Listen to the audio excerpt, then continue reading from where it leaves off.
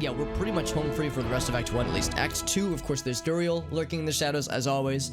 There's a few fights there that might be a little bit tricky, but I think with Act 1 we're probably in pretty good shape. Nightmare difficulty, that's correct.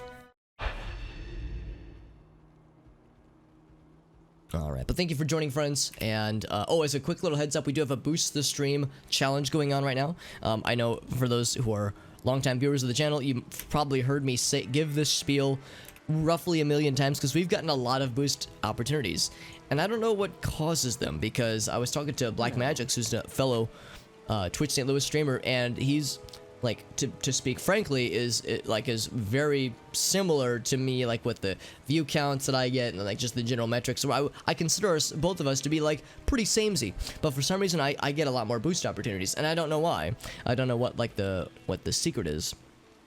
But for whatever reason, I'm given another opportunity, and I'm grateful for those. And for those who don't know, the Boost of the Stream is a communal channel point goal. In fact, let me see what the goal is set to right now. Looks like it is set to 28,000. Yeah, 28,000. That's pretty reasonable, I think. So it's a goal of 28,000. If we reach the channel point goal, then my stream gets boosted, which is to say my stream gets slightly preferential algorithm treatment. I would say in the past, whenever we get a boost that's successful, my view count goes up by like anywhere between 5 and 10, which is not an insignificant number. That's actually quite a lot. So it helps me out a lot. The boost just means that you're more likely to be recommended in a few parts of the Twitch overlay. It's not going to put you on the front page, but if somebody's been watching a lot of Diablo 2 streams or old PC game streams, you might have a recommended tab. Basically, if the stream is boosted, they're more likely to show up, to like be propagated to those places. So it's just you're more likely to pop up in a few places, which is nice. Helps out a bunch. Yeah, helps me out a bunch at least. Oh, hold on, give me 1 second. Let me launch Diablo Interface, because it occurs to me that you, the viewer, can't see my stats right now. Oh, and one other thing I need to, so 2 things I need to change real quick. Let me fix my audio real quick. There we go. So let me grab Diablo Interface, which is a very nifty little tool. I really like Diablo Interface for a number of reasons. One of which, of course, is that in roughly 5.7 seconds, you'll see above me a little breakdown of numbers, stat breakdown from my guy, which is pretty nifty. But more importantly, if you type !PD2care, PD2 care, C-H-A-R, in the chat, you'll be shown a link to my character sheet. Also, Oko, what's up, buddy? The beard helps. Maybe that's what it is. You just gotta grow up thick, bushily beard, and that'll solve all of your life's problems. Also, Oko, Sinella, how you doing, my friend? I just moments ago name dropped the Twitch St. Louis community, and lo and behold, we have one of the mainstays to the community, Mr. Oko, has rated us. How you doing, my friend? Thank you very much, my dude. We got Geekishly Apropos, we got Devorn. Excellent. Thank you for being here, friends. Yeah, how was your stream, Mr. Oko? And we'll do a quick shout out so I can see what this mad lad was up to. Doing some, PC building simulator. That's awesome, man. I'm guessing, Oko, you've been in a building mood after your cup noodle, I don't know what the word for it is, but the cup noodle model building stream that you did a few days ago. For those who don't know, Oko Sinel is a friend of the channel. He's a local, relatively local Missouri streamer friend, and he does a lot of different things. He streams a lot of different stuff. He's done music production. He does casual playthroughs. He does like model construction stuff. He does a lot of charity stuff between Extra Life and St. Jude. This man is a busy lad, but he's a good dude and definitely worthy of checking out. If you like the what do you call it, the variety stuff that I do on my channel, make sure you follow Oko, because his breadth of variety is truly impressive, and he's just a nice guy, honestly. But yeah, super variety. That's the best kind of variety, my man. Yeah, beta of the IT. Oh, so okay, so there was a recent update then. Okay, cool. Also, Mr. Ogasa, what's up, buddy? Oh, and thank you, Corey, for contributing to the boost of the stream, because yeah, we have a boost going on right now, which is nice. We have a fairly, I would like to think, a fairly reachable goal of 28,000 for the boost of the stream challenge, and that goes on for the next 48 hours. So we got plenty of time. Thank you, Ogaso, as well. But thank you again to Oko for that very generous raid. Yeah, what else do you have on the agenda for your stream the next couple days? Because I know that we got a weekend coming up. We have a long weekend actually coming up, believe it or not. So it's like, oh man, we could do some. The lot of us, we can all do a whole bunch of wild nerdy stuff over the next couple days. Thank you, Cam, as well, for contributing. That's very nice of you. And look at that, we already reached the like 25% goal. Yeah. Yeah, I think I'll probably do that as well, Gasso. I don't think I won't bother with tagging everyone, but I will post about it real quick, just in the general tab, just be like, hey, yeah, I'm gonna type that real quick. But for those who are curious what we're doing, so we're playing Diablo 2. This is actually a mod for Diablo 2 called Project Diablo 2. That is a community-made mod that rebalances the entire game. Veteran Diablo 2 players will note that our inventory size is doubled, as well as I think our stash size I think is also doubled, so it's enormous. They've rebalanced everything, everything that is in the game, like all the weapons, all the skills, all the stats, everything remains. They haven't removed anything, but they've rebalanced everything, and they've added some new stuff. So for Paladins, for instance, we have Holy Light, we have Joust, we have Holy Nova. Some new skills have been added. I like all of them. I think Joust is my favorite. The thing I don't love is that it's got a 3-second cooldown, so this build isn't really using it. But every class has something new that it brings to the table. In the case of Paladins, all melee attacks have that first item that says melee attacks deal splash damage. That was not in vanilla Diablo 2, so this makes Paladins excellent when it comes to crowd control, or at least much better than they used to be. So I'm really digging this. The community behind Project Diablo 2 is incredible. If you like Diablo 2 but you want to play something like this that introduces some unfamiliarity to a very familiar game, this is awesome, and I really enjoy this mod, and it's just freely available. And like I said, the community behind it is very active. The developers are constantly working at improvements and enhancements, so I'm really digging it. Got the MG Gundam. Excellent.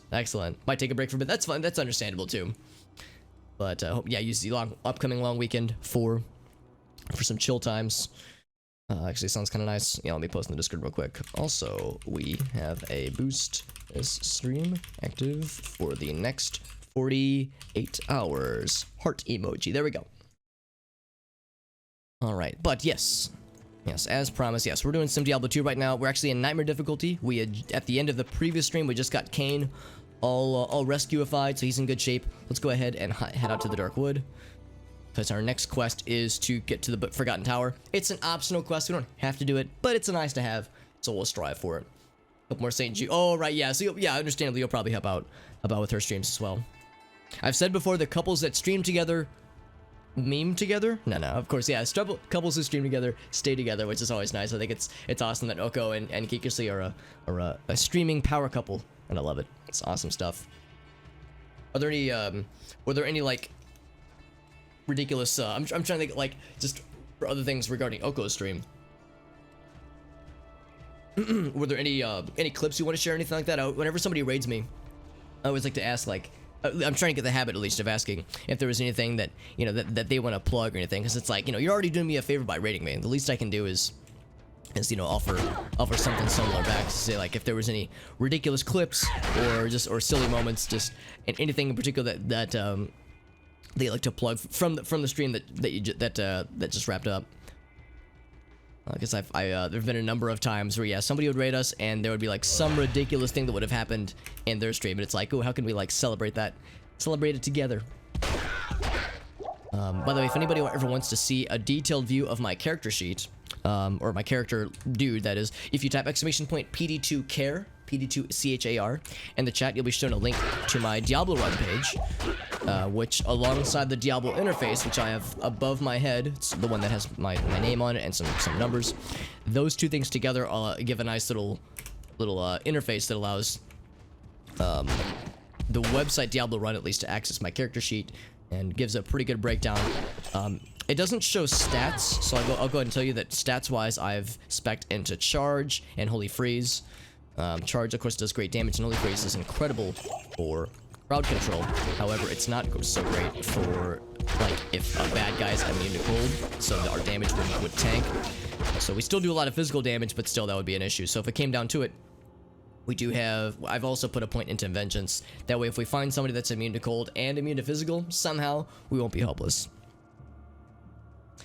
Fixing the boss's PC. Oh, there we go. The PC of all the all of the oh, I'm sorry, I misread. I thought you said the boss's PC of all time, and I was like, what does the PC of all time mean? I'm scared. This is the PC to end all PCs. No, yeah. So it's like the boss just can't get his crap together. So that's just how it goes. Yeah. It's like this. He's not the boss because he's good at his job. He's the boss because he's the boss. So you're having to do all his menial work then. Yeah, no, I've never played PC building simulator, although I've heard it's delightful. I've heard it's very, very fun, and is strangely like educational. Like I've heard that you will learn a thing or two at least about building PCs, much more so than you want it to be. And it's like, get this learning out of my video game. This ain't. Oh, so I'm gonna leave that experience shrine and come back in a second, because experience shrines are fleeting. But no, I'm impressed by how much there is for that game, and how much it's like, just like I said, just the surprise of how much learning there is. Try to overclock his, oh my freaking goodness, yeah, it's just asking for trouble. Overclocking without proper cooling, that's just asking for trouble. Also, look at this, man, we're able to just bounce around. I mean, charge is such a strong skill, but it's kind of nuts how we can just ping pong from group to group and just be a freaking boss. Oh, hold on, let me go grab that. Actually, no, I'm gonna continue to murder here, then I'm gonna go back and grab the experience shrine, and then head into the Temo Highlands with a fully refreshed dealio there, because right now right now I'm just, you know, looting the kills. Also, we got some mail that some armor that I'm excited. Yeah, is anybody surprised? Exactly. Yeah, a PC. Yeah, I was thinking the same thing. I was like, wait, when's Elgato gonna tell me about unions? I mean, you're not wrong. Yeah, maybe that could be a future expansion. Yeah, that's like now we're getting just like the next level, the next evolution of it turns into PC building economy simulator. Oops. I like for that attack in particular, there was no swinging animation, so I just walked up to him and he just exploded. Which, honestly, if I saw a frozen, fully metalized lad charging towards me at speed that quickly, I too would probably just crumple and melt into a puddle. All right, so we got experience shrine. You know what? I'm gonna do speedrun strat, which is to say I'm going to charge fast like. Oh, the Black Marsh, not the Temo Highlands. Same thing. 69 gold, by the way, very nice.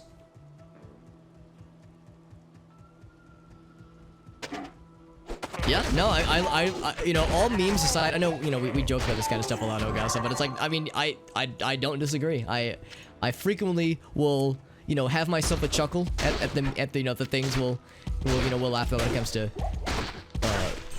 to like, you know, dunking on you know, shitty economic policies and whatnot, and you know, in this particular case, you know, kind of joking about unions, but it's also like, no, it's also not really a joke. It's legit. It's very legit.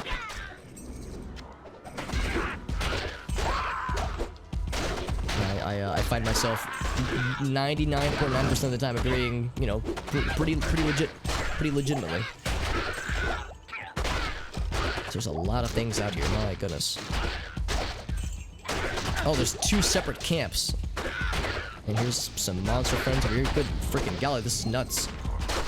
Should be wilding out here. That guy.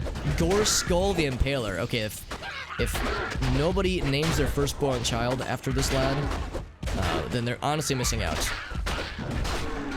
Maybe that's what I should go for. Gore Skull the Impaler Super Hobbit. Has a nice ring to it. I should probably finish off the. There we go. Yeah.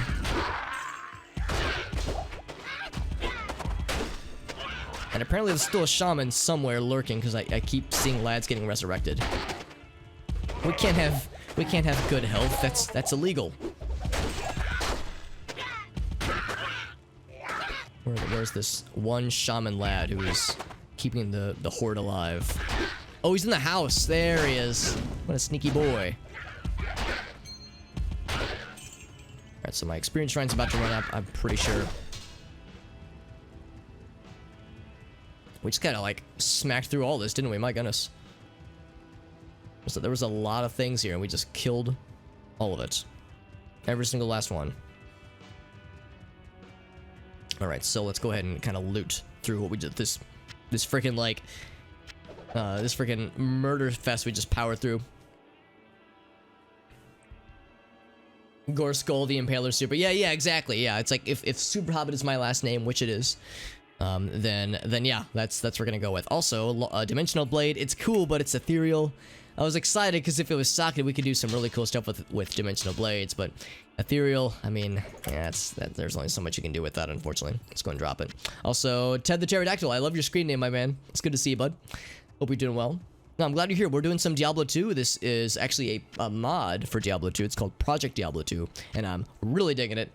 And yo, shoutouts to Mr. Zing. Thank you for the contribution to the boost. We're, I know, past the 25% goal, which is awesome. So we're already kind of powering through, which is great. Thank you for helping out for that, my friend. We just got an Oko raid a little bit earlier. So, and for those who don't know, Zing is another similar Twitch St. Louis streamer friend, and also one of my mods, and a good, it's a good homie, it's a good friend, it's a good duder. Trying to entice you. I'm just trying to lure you in. With my assets. That's all I'm trying to do. That's all I'm trying to do. People out here with hot tub streams? Nah, man. We out here with booty streams. Booty point streams or something. But I keep mine the same. Well, but mine's also Super Hobbit. Oh, maybe you're saying like we have like... Oh, I don't know. I need this. Oh, there's an Ombre in there. Nice, yeah. Because we're all aware that my canonical last name is Super Hobbit. Corey, we've been friends since college, and you thought my last name was insert last name here.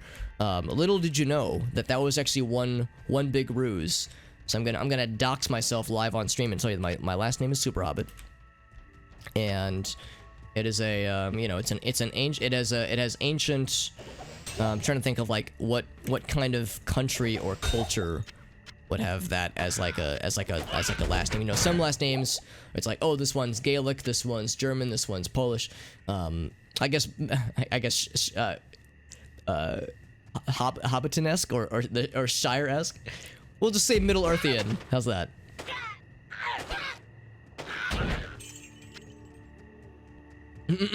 Is it a mod for the original game? It's a mod for, I guess I should say, Diablo 2, as well as Diablo 2 Lord of Destruction. So it does include expansion content.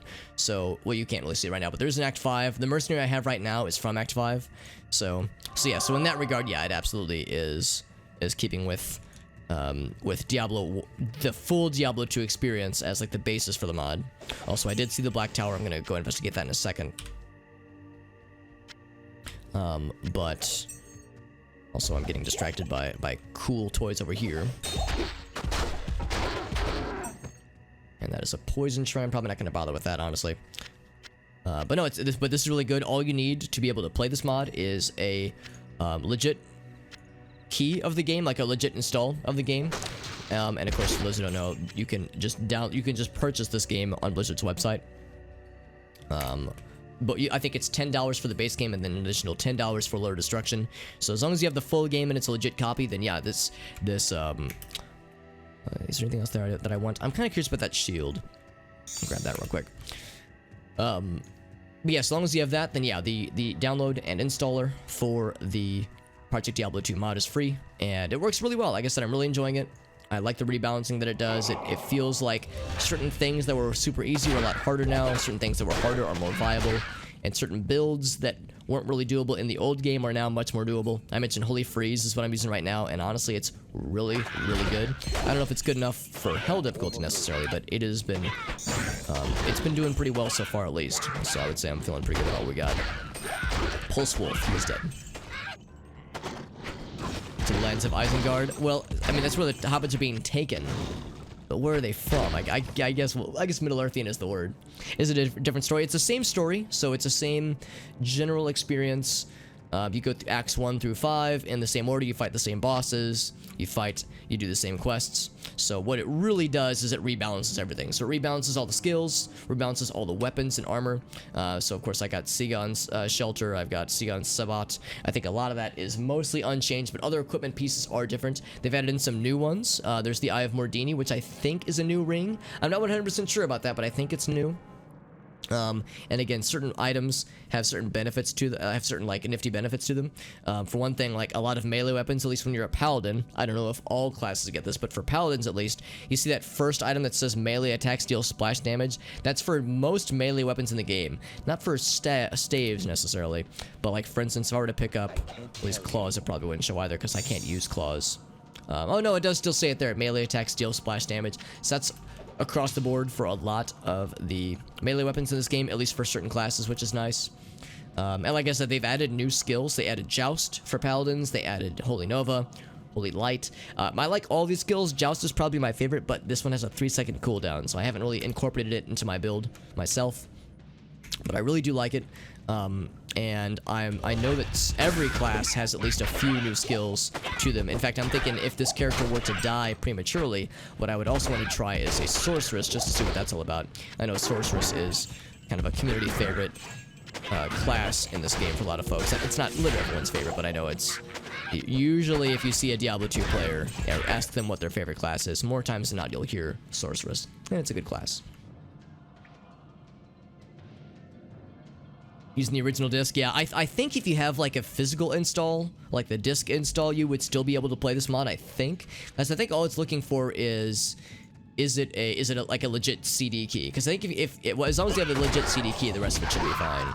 And obviously, if you have a physical CD key, then yeah, that should be good. But yeah, to that point, if you're like me and you prefer the convenience of digital, or if you're like me and you're not sure where I know where my disc is, but I don't know where my key is, then you know that's a minor issue, I suppose. Nearly 20 years old, yeah, because it came out in 2001, I think. Can you plug in it? Yeah, I think that's exactly what I did, Corey. I think years ago, probably before I moved. Yeah, I think I claimed my digital copy. Oh, actually, what it might have been is it might have been when I was a nerd and pre-ordered Diablo 3. I got this puppy right here. Here, I'll show this real quick because I think it's kind of neat.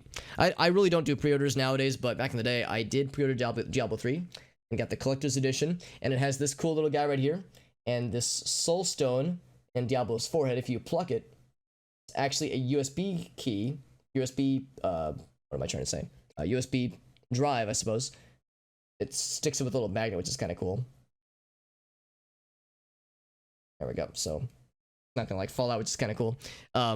But in addition to the USB drive, what it actually has inside of there is are the installs for Diablo 2 and Lord of Destruction, and included is also a CD key for Diablo 2. So I actually have my old CD key somewhere probably, but I don't know where. So I think the one I'm playing right now is the CD key that I used with that purchase, with that pre-order. But you're right, if you have a physical CD key, I'm pretty sure there's a way to sync it to a digital copy, which is pretty nifty.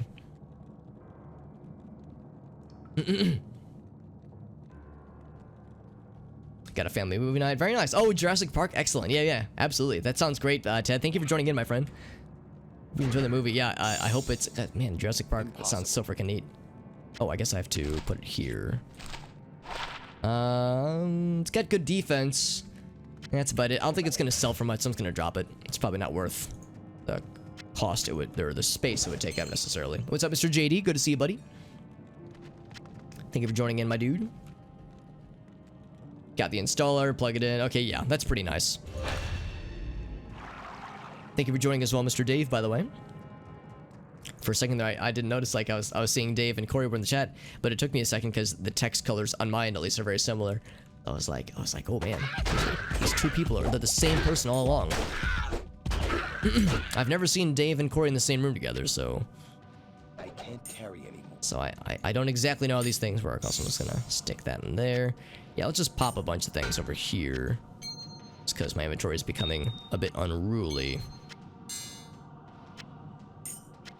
And as a quick little heads up, we have a Boost the Stream challenge going on. I think we're roughly 30% or so away. Oh, thank you, Dave, for contributing. Right as I begin talking about it, yeah, we're at it. We have a Boost the Stream that is active. And thankfully, the goal for it is pretty, I think, pretty doable. It's a pretty reasonable number, I think. So we're already off to a pretty good start.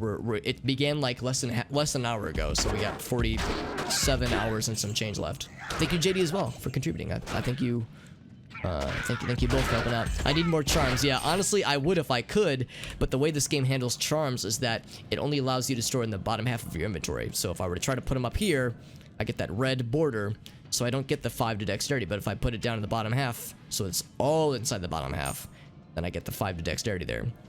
So on the one hand, it limits how many charms you can have, but on the other hand, the inventory size for this bottom half was the size of your old inventory. So technically, you have the same amount of inventory space for charms, but now you have a bonus utility area for non-charm related things. And what's nice is that if I wanted to, I could store stuff down there just fine. So you know, it's technically anything can go anywhere. It's just you only get the numbers for charms if they're down here. Or the consideration for charms necessarily. So I kind of like how they did that. I like how it's like more inventory space, but also not like crazy charm inventory space. Like that's technically the same. Also found a shard, which is nice. This can allow us to gamble our equipment to maybe make them better or maybe make them worse. It's a gamble, but it's pretty cool. The battle staff I don't think I'm gonna bother with. Actually, no, you know I will, because that could probably still sell for a bit.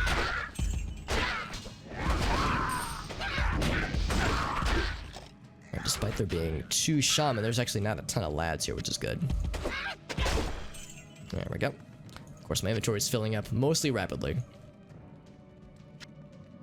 Thank you for the linkies. Corey, you'll be happy to know that thanks to you, as of like, I can't remember when I first heard you say that phrase, but ever since I first observed you say the word linkies, I've successfully incorporated it into my lexicon for the past several years. And I sometimes get weird looks, and they're all 100% worth it.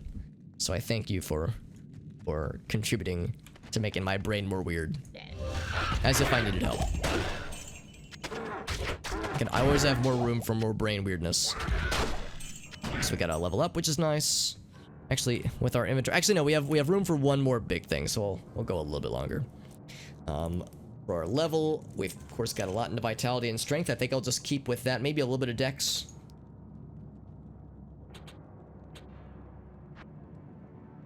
Pretty much just those 3, just all the time. And we've been bouncing back and forth between Holy Freeze and Charge, so I will continue. What's nice about Charge is that it never, the cost for mana, or what am I trying to say, the mana cost never goes up for Charge. You can see that level and next level, or current level and next level, the mana cost remains at 9. A lot of skills in Diablo 2, as you increase them, as you level them up, they get better, the numbers get more gooder, but the downside is that the mana cost increases. But for some reason, Charge is bucking that trend and it stays at 9 forever. And 9 is a significant mana cost early on, but later on, 9 is hardly anything to sneeze at. So by that measure, energy we never really have to invest any points into, because our mana numbers will grow to the point where it just becomes a non-issue entirely. Hanging out with some Final Fantasy XIV, nice. It's been a bit of a slog, yeah. I know that we were talking about FF14 just the other day, and it's very much a fan favorite game. A lot of people love it, and it's kind of proven to be a very good competitor to World of Warcraft when it comes to the MMO universe. But of course, it's an MMO, so they're still grinding, obviously. But no, anyway, I'm grateful that it's still like a positive thing for a lot of folks, even if, yeah, it can be, even if the grind is sometimes a bit much. Also, is this going to be Cold Crow? It's Blightshank, of course. Oh, I think we already faced Cold Crow in a previous dungeon area. Yeah, this whole dungeon we're doing right now is totally optional. We didn't have to go down here. I just wanted to. I just wanted to commit murder.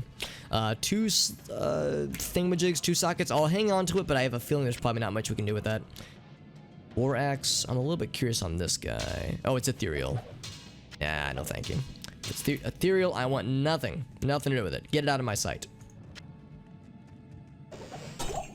A lot of toys here. Not a ton of toys though, honestly. Nothing that really grabs me. Barbed club. Yeah, I think I'm just gonna grab the gold and that'll be it. We have an experience shrine going though, so I want to get it while the getting's good. Strike while the iron is experienced. Oh yeah, no worries at all, Sira Machakra. Of course, I'm always glad that you're here. And thank you for hopping in.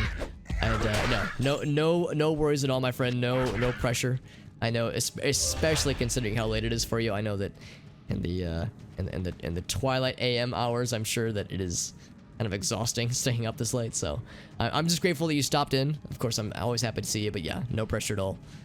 And that goes for everybody, of course. I don't want anybody to ever feel like, oh man, it's getting late, I have to stay up, because I don't want Alex to be sad if he sees the view count go down. It's like, no, that's totally understandable. Definitely prioritize your health and your comfort.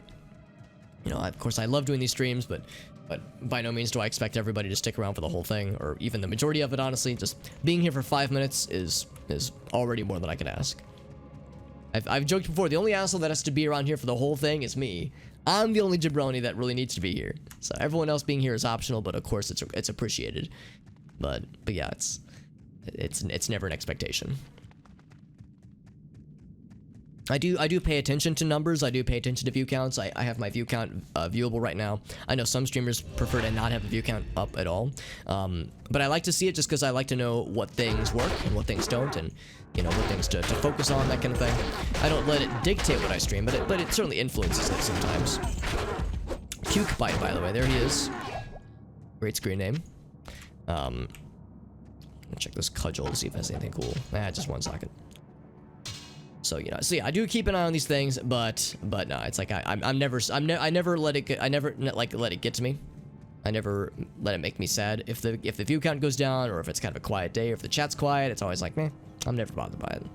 It's just a hobby. It's not like I'm trying to, you know, it's not like I have like great expectations. I'm just out here to play video games and be a big old nerd, and I like to think I'm succeeding in both of those respects.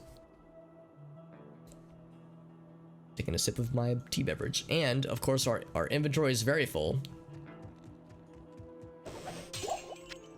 I'm gonna go to town in a minute after I murder those lads.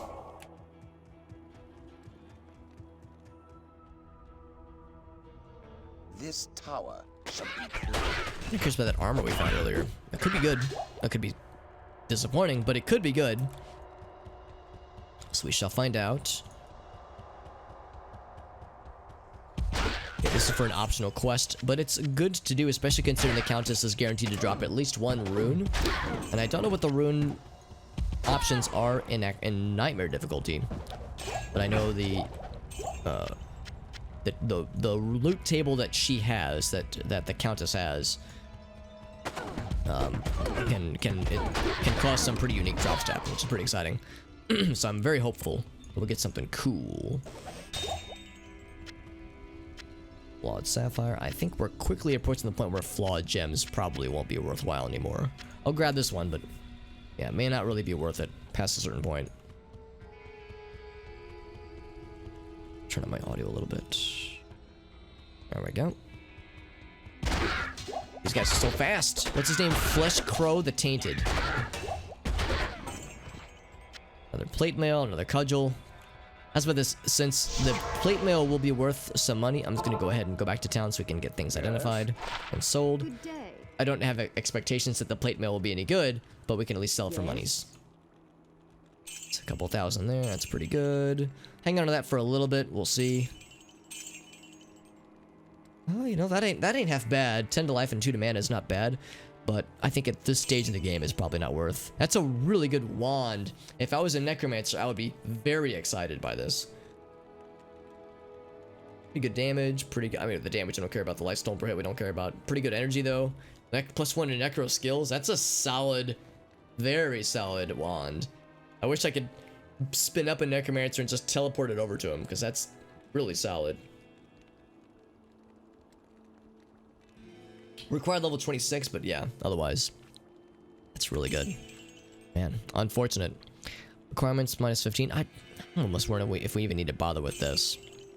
8 to strength. That's a lot of mana. 39 to mana. If I needed more mana, I would consider that. Alright, now let's check our cube contents. This guy, oh, that was not worth it. 82 to mana, my goodness. These mana numbers are getting off the chain, dude. Here's the armor, by the way. Good defense. Decent resistances. So, oh, but the hit recovery on this guy. Yeah, this guy already has pretty good defenses. Of course, I should stick with Sigons, probably. It's not bad. It's really not bad.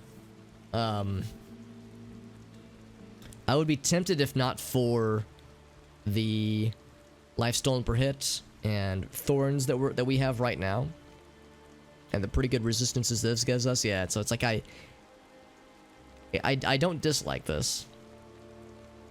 As with this, if we find in like an amazing set of boots or an amazing something else, I might switch off from that to this guy instead. So I think I will keep this for the time being. But otherwise, let's put this. I need to have a bigger set so that way I can go fast. So yeah, I'll go and store this for now. I think I'm gonna sell this guy, I think. Let me check my rune words list, by the way. Unless there's any 2-socketed rune words I'm tracking, but I don't think that there are anymore. For armor, that is. If we could find a lum rune, we can make smoke, but I don't think smoke would be better than what we have right now. If we could find a mal rune, we could make prudence. Okay, you know what? That actually does sound kind of nice. I'll hang on to it for a little bit longer. I'm hoarding a lot of crap in here, man. I'm gonna be featured in an episode of Diablo 2 Hoarders at the rate I'm going.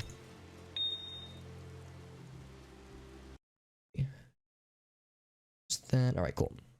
All right, so combine a few more things. How much is 6 of those? I need to like do something with these world starting shards, man. I don't know what to do though, man. There's nothing that I have that I'm like. Of course, I mostly have rune words, honestly.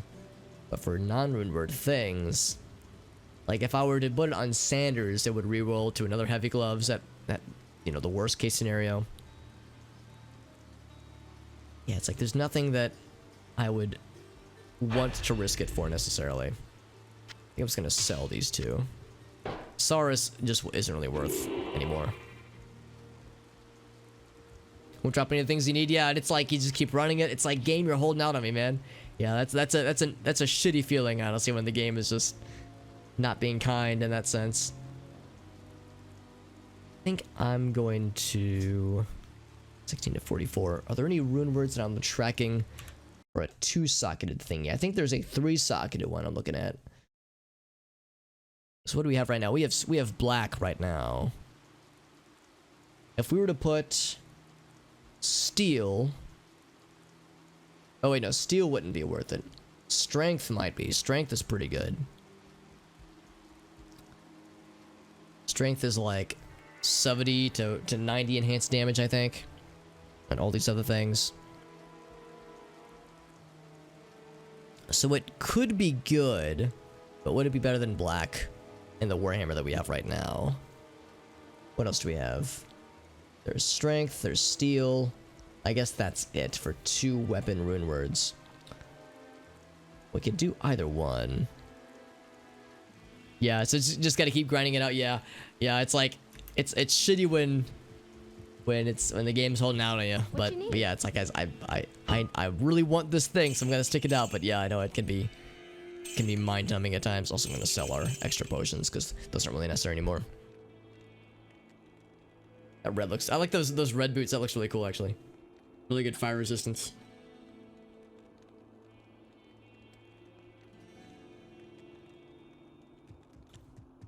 See if there's anything over here with Geed, but probably not.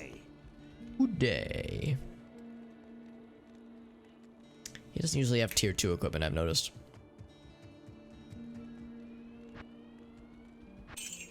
Alright, so of course I've once again maxed out my money. But for this, I'm still thinking about this blade though. I would say if it was 3-socket, I think black would be pretty sick, honestly. And we don't have, oh wait, no, we don't have an IO rune, so yeah, that would be the main limiter here. But I'm gonna check the numbers real quick for strength and for steel to see if this would be worth. Let me crack open the wiki and I will show it to you, dear viewers, so you can see what I'm looking at. That way we can all learn together. Give me 1 second, I will show it on screen. There we go. So rune words. Looking at weapons, that's correct. So we got steel and steel and strength, which are back to back. Let's look to see here. So for steel, which is a pretty good rune word, but not nearly as cool. I don't think it would be worth it. Steel is not bad, it's just not great. Strength is much nicer, so this is what I'm considering. So anywhere between 65 and 95% damage increase. Also, well, Nugget Duck, it's good to see you, friend. Will I play the 4th one on release? Oh, Diablo 4 that is. Probably not on release. Knowing me, I'll get it eventually. I'll probably wait for reviews to come in though before I commit to it. Same with Diablo 2 Resurrected. I'm excited, but I'm like not gonna, pre-order. I'm not gonna buy it at launch. I'll wait to see how it looks.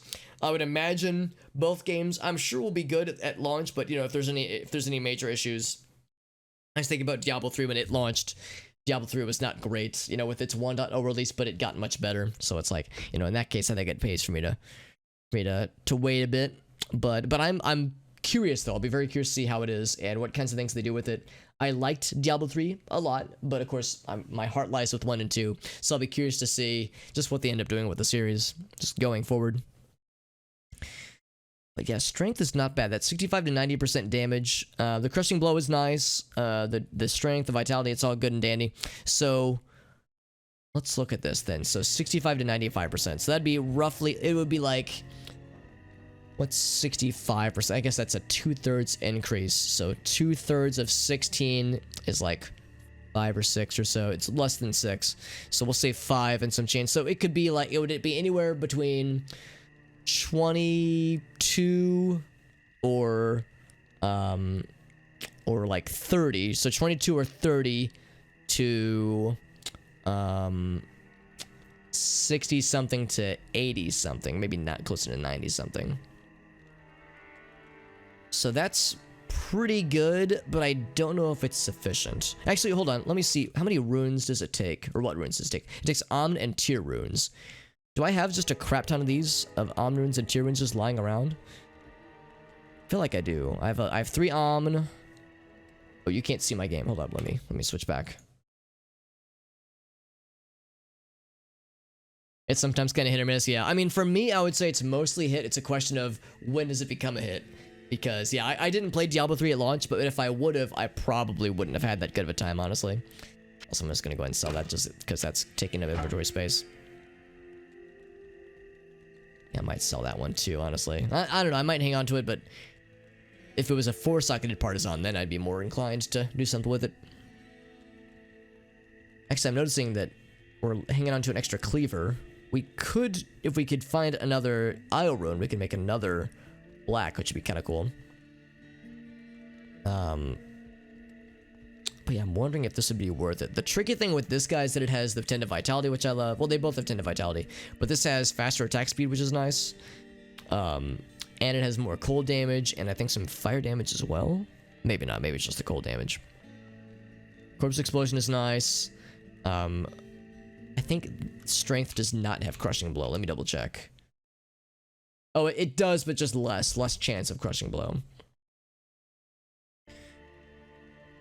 So I'm questioning if this would be worth it. I feel like at the end of the day, the numbers would be very, very similar, and I don't think it's worth it. I would say if it was 3-socketed and we had an extra Isle rune, then maybe, but probably as this stands right now, it's probably not worth. Yeah, like looking at these numbers. Numbers are pretty good though. Like we rolled pretty well with that one. The enhanced damage is 86, so it's pretty good. The auction house, yeah, the real money auction house, yeah, that was kind of a mess, wasn't it? I'm glad they eventually got rid of it, but it's a shame that they had to go through so much turmoil to realize it was a bad idea. I'm glad they figured it out, but yeah, that was a whole mess, and I'm not in any rush to welcome something like that again. I'm hoping that they learned their lesson though. Oh yeah, I'm still deliberating here, but no, I think we'll stick with what we have right now. I think black on this guy is sufficient, so I think we'll just sell these. The real money auction house, just the loot tables weren't very nice. There was some weird balance issues, of course, lots of bugs and server issues. It was just, the launch was kind of rough. So it's like that was an interesting exercise, and sometimes it pays to wait. Sometimes it's good to play the old wait and see card and just see how it goes. I'm glad I got into the game eventually. I think the game is very good. I know it's not everyone's favorite Diablo game. Of course, like I said, I prefer 1 and 2 by most measures. But 3's a fun game, especially with friends, especially in multiplayer. You know, I think it's a serviceable game. I love how they like up the ante with the late game stuff or the post game stuff, even with the adventure mode, all that jazz, or whatever they call it. I guess Torchlight 2 calls it adventure mode, but in Diablo 2 it's like I guess the riffs for that kind of stuff. It's neat. You know, for some people they really get into that kind of stuff. I personally am not really a huge fan of like the post game stuff, but lots of folks are, so more power to them. So I'll be really curious to see what kinds of new things they introduce with 4. The cow level, yeah. Hope they don't include the cow level. I wouldn't be bothered by the cow level. I think the cow level is like a fun meme, but I mean, yeah, it's predictable, obviously. So if they were to mix it up in some way, that'd be kind of neat. I know that in Diablo 3 they added that like little rainbow goblin sequence where it's like you're fighting like I don't know, like, yeah, little like rainbow monsters and unicorns, and it's very silly and goofy and zany, and that was like a good example of something that they added in the game that I think kind of mixes it up a little bit, something kind of fun and kind of tongue-in-cheek. I think the loot goblin system is kind of fun, where it's like something you always have to kind of keep an eye out for. So I'll be curious to see what kinds of things like that, something to kind of mix up the gameplay loop. Just because I always thought those kinds of things were neat. It just doesn't exist. Yeah, the cow level does yeah, what's the code? The cow level is not real, or if the cow level does not exist. Yep, that's a cow, all right. Because they were shitting on the art style, that's actually kind of adorable. I kind of like that. Them being like, oh, you want some goofy color palettes, and we got you covered, homies. The Dark Archers, also known as the Darkchers. Nailed it. There's more of them coming up. I think that is a champion group. And my guy is over there fighting them by himself. Ouch. Oh, wow, he almost died. Here, let's give you some health, so you don't die. I could probably stand to look up the shortcut to feed a potion to my buddy. In that case, so I can prevent him from dying whenever I can help it. Whimsydale, right. Whimsydale. A cheeseburger dagger? That sounds incredible. I want a cheeseburger dagger in real life. Is it a dagger that summons cheeseburgers, or is it a dagger made out of cheeseburgers? Regardless, I'm enthused about it. So yeah, like that kind of tongue-in-cheek, kind of silly stuff. I know it kind of flies in the face of the dark, gritty Diablo 2 or Diablo experience rather, but I don't know. I kind of like it when a game developer kind of throws caution to the wind and just embraces the absurdity. Seathbreak the Shade. Well, now he's dead. Dead face the dead. It only stabs cheeseburgers. Delicious. Also known as a kitchen knife.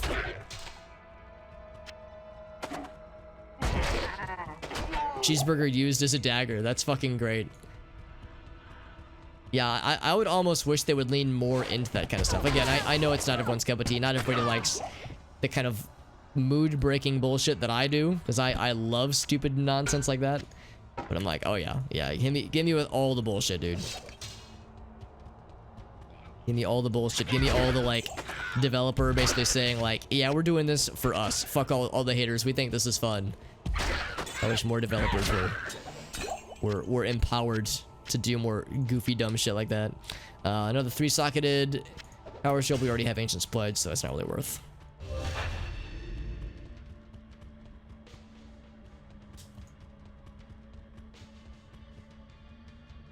Also, I'm noticing that each tower floor is getting...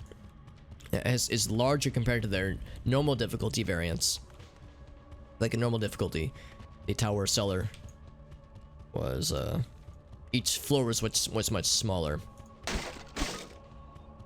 Whereas now it is the opposite, which I think tracks with what we typically see with each difficulty increasement. I think we see typically, yeah, it gets a little bit more expensive. Gut Drinker, good screen name. I feel much stronger now, he says.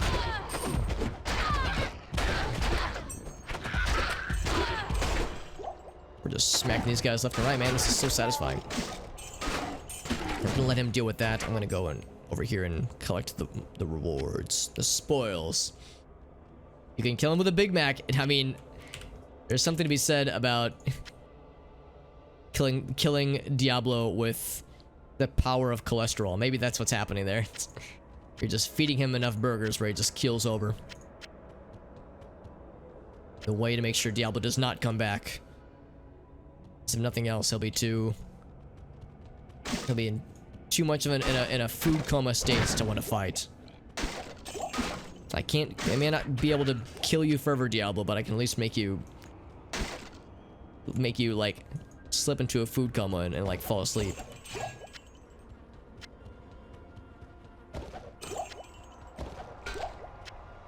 Is there anything that I want to identify out of what we have right here? I'm kind of curious about the plate mail, and it's not great, but it'll sell for some money. It'll sell for some dollars. We'll proceed to the next floor. Proceed to the next floor, rather. Wink. A little bit curious about the poleaxe. It is ethereal. Get it out of here. Out of my sight. Non-plant-based cheeseburgers. Yeah, maybe the plot point for Diablo 4 will be that he's gone vegetarian, so now we have to get more creative when it comes to anti-Diablo efforts. Wow, this has a lot on it. My goodness. Meditation, conversion. Very good. Of course, none of those things are things I care about, but just a lot of effects on that scepter. Ooh, we got some ghost friends. We've murdered all of them. Because that's what we do to our friends. We murder them in video games. Their war staff, by the way. It has a few things on it, so now we need to make some decisions here on what to keep. So that is not bad. It won't sell for very much, though, I don't think. Yeah, maybe it will, actually. Maybe it will, and maybe I'm being a doofus for thinking that it won't. I don't have any room for these things. How's about this? We could just temporary secretary. Let's do that so that way I can get the scepter and then go back to town. Cause I got too much crap. Stay a while and listen. Finding a good vegan chili recipe. Oh, that sounds incredible, by the way. I love vegan chili. Holy shit. I would say that the chili, I'm kind of weird. The chili that I like the most is typically vegetarian, or at least just straight up, or maybe even just straight up vegan. I like meaty chili as well, but like I feel like my favorite ones are like pretty much just all veggies. So nice. As long as it's like super spicy, not like, you know, murder me to death spicy, but murder me a little bit spicy. Also, another incredible wand. What the hell? Why is this game being so good to me? Give me wands that I have no purpose with as a paladin, obviously. Soul Splitter. Yeah, neither of these sell for much, honestly. And the numbers aren't great either. At least these sell for a lot. Cold resist 20. Oh, that we already have that, right? So let's put these back. Wow, replenish life 15. That's impressive, actually. Staff is alright. Obviously, we're not a sorceress, so not that it would really matter to us. Here are the boots. Faster run walk, really good lightning. I think we're good otherwise. Yeah, bean chili. Yeah. Chili with a lot of beans in it for sure. Beans. Fucking get some like peppers, like, you know, red, like bell peppers. Get some onions in there. If you're gonna get weird, some people have differing opinions on this, but I think potatoes can be nice. Not a ton though. I think it's easy to overpower it. I know some people have opinions about potatoes and chili, but I think, you know, a little dab will do you when it comes to the taters. Although I guess it turns into more of a stew if you put potatoes into chili. So, do I want to like keep this? 15 to life. That's a really good replenish life. I don't know when I would ever need that though. So probably not. What can I do for you? Yeah, I would say I've never had chili that was too spicy for me. I had mentioned on stream a few weeks ago that Grace and I went to a really good Indian place near me. called India Palace, or not India Palace, it was House of India. It's a very, very good Indian restaurant in St. Louis, and I love it to death. And I placed the order online because, of course, this was, before pandemic things started to ease up, so we were getting carryout. And I ordered chicken biryani, which is one of my favorite Indian dishes. And when you order online, you can specify how hot you want each dish. And for mine, it went mild, medium, hot, very hot, and like extremely hot. So I went right middle of the road. I said, give me regular hot as like, just a middle of the road option, because I like spicy. I don't like it to fucking, murder me. I don't want it to like fucking put me in the emergency room, but I want it to be enjoyable. An enjoyable amount of spice can be nice. But this biryani, it was actually the spiciest thing I've ever eaten in my entire life. Like, it was insane how spicy this was. And this was only the hot designation. It was like, I don't even want to know what very hot or extremely hot are like. So I definitely have a threshold. I definitely have a point that is too much. And this was the spiciest thing I've ever eaten. However, I did finish it. It took me like a week and a half to eat all of it. Just because, for one thing, the serving size is enormous. But also, just the fact of the matter is that it was so spicy, I just couldn't eat very much of it in one sitting. But it was very good, but that was like a lesson in like, alright, I found my spice pain threshold. Yeah, certain things are a bit much. Corn in my chili? Absolutely. Although I am a little bit biased because I came from Illinois. That's where I grew up. So as an Illinois boy, spelled B-O-I, I am contractually obligated to have an uncomfortable amount of enthusiasm about corn. So yes, corn and chili, abso-freaking-lutely. Corn in everything. Dude, I'm one of those weirdos that I want corn on lots of stuff, man. People kind of scoff at me for this, but I've had some pizzas that had corn on it as like kind of like a Southwestern pizza. And it's legit. It's legit. I know some people they've yet to come around to the corn on pizza revolution, but they'll figure it out. They'll come around one of these days. One day society will be ready. But that day has yet to come, I think, for a lot. Taste buds are... Oh, Jesus. Oh, yeah. No, I mean, for one thing, yeah, that does sound very, very traumatic. But the other thing, too, is that, yeah, I'm sure that probably kind of affects, yeah, certain, like, flavor palettes. I know a few folks that have either, like... It's not so much they have a low tolerance for it, but their stomach doesn't handle spicy food sometimes, or certain kinds of spice necessarily. So yeah, it's like I certainly wouldn't want to like shame anybody for being like, oh, you're not a real gamer unless you can handle 1,000,000 Scoville or something like that. Some people go all in on like the crazy spicy stuff with Carolina Reapers, that kind of stuff, and I think it's cool. But yeah, it's like I'm not really that hardcore, but I would say I enjoy a nice little kick, a nice little boost, a little bit of pain. Goes a long way, but yeah, not too much, because then it's just miserable. Like when I was eating through that biryani dish, I was telling Grace how like the last couple meals that I had of it, like the last few servings I had before I finished it, it was to the point where I'd be microwaving it, and I could feel my mouth cringing, if that's a word. I could feel my taste buds kind of puckering as I was thinking about it, because I was like, this is gonna be so spicy and it's gonna be so fucking painful. Like it was like I almost couldn't do it. I almost like couldn't finish it off, but I was like, it wasn't even past the point of, it was past the point of me not wanting to waste food or waste money, because obviously if you order something you don't like it, then you can toss it, but then it's like, oh, then I'm wasting food, or I spent the money on it, so I'm not getting my money's worth. It was past that. It was not even like I don't want to waste it. It was like, nah, man, I can't let this thing win, because now it's a matter of my pride. It's a matter of not wanting to get defeated by this damn dish. So that was what the maybe not hatred, but the spite to power through it is what got me through that shit. Tater tots and peanut butter, interesting. Yeah, I mean, I like both of those things, and I bet together it wouldn't be half bad, honestly. So yeah, I don't think it's it's a little weird at first glance, one-legged duck, or at first consideration, but now the more I think about it, I'm like, you know what? Yeah, I would try it, and you know what? I bet I would like it a lot more than I would expect.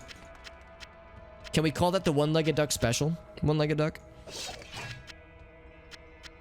If we get it trending, that we, like, you go to, like, a fancy, like, gastropub, be like, yeah, I'll have an order of the one-legged duck, and they'll be like, I got you, homie. And then the people around you would be like, very nice, very nice. They would kind of nod knowingly at your superior food gastropubular knowledge. I don't think that's the adjective, but you know, at your foodular knowledge. Finding a lot of gold, but nothing else out here, honestly. All right, Countess. It's just about to become a... trying to think of a sick burn against the Countess. Blood Countess? More like Chud.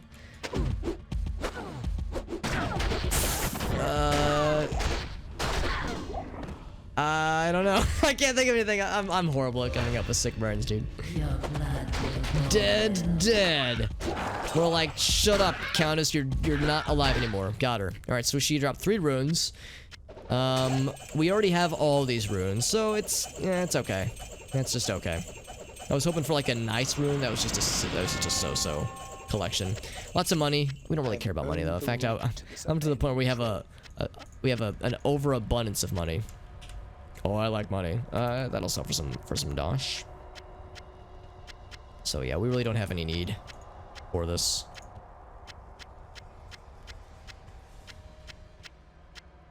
There's a bunch of it. Word Dart, Falchion. Yeah, nothing really grabs me.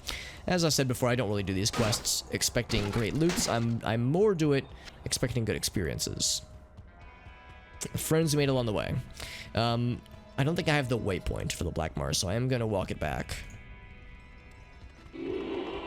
We'll run it back. Actually, we'll go fast.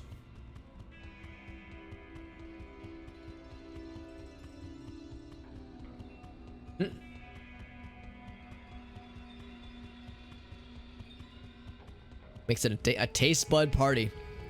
Yeah, I would legit really want to try it out. One-legged duck. I'm thinking like how I would approach it. Knowing me, I would be a little bit apprehensive, but then I'd be like, all right, I gotta know what this is like. My boy One-Legged Duck gave it as a personal recommendation, so I know it would not lead me astray.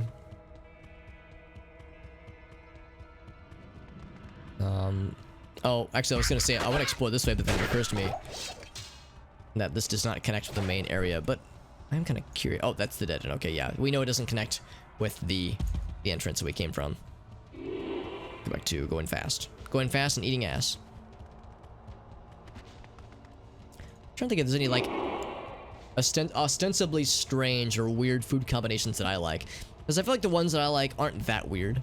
We were talking about corn on pizza, like that's kind of weird, and some people have strong opinions on it, but it's not that uncommon to find, honestly. Like if you found like a southwestern barbecue style pizza, then that's not that weird. And honestly, let's be honest, corn's a pretty like harmless palate thing. It has a flavor obviously, but it's not like it's gonna. I mean, I understand that pineapple on pizza is much more controversial because pineapple has so much, you know, kind of, I guess you would say like a sharper flavor. And some people love it, some people don't like it.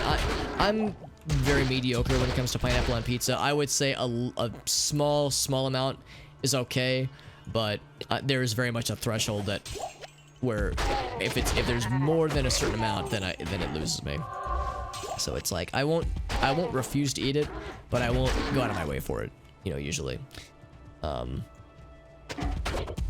Anything that's like that I'm weird about that I enjoy, but I can't think of anything off the top of my head.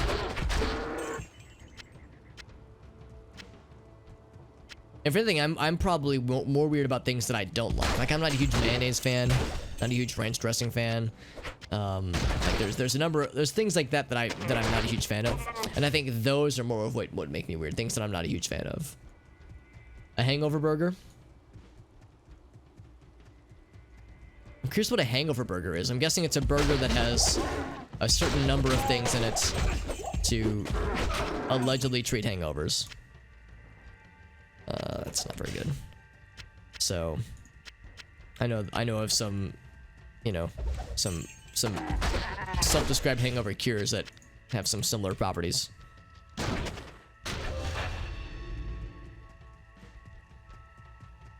Also, oh right, I think I do want to find the waypoint if possible. It's not a need to have, but it's a nice to have. So a hangover burger is common in some places. Okay.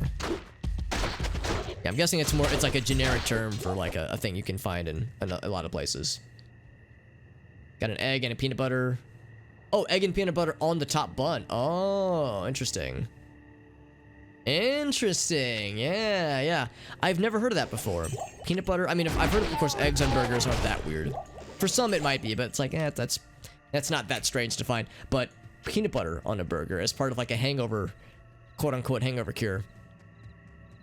That's fascinating. And then, like you said, yeah, somebody got onto the tots, and it was life changing. You know what? One-legged duck. Next time I'm in a situation where I have tater tots and I'm like at home and I'm chilling, or I'm in a place that has peanut butter, I'm gonna be like, yo, pass the peeb, and then people around me are gonna be like, Alex, what are you doing? You madman, what are you doing? And I'm like, it's okay. Hello. It's okay. I'm a trained professional. I know what I'm doing. So that's. I'll try it in your honor because you've convinced me, one-legged duck.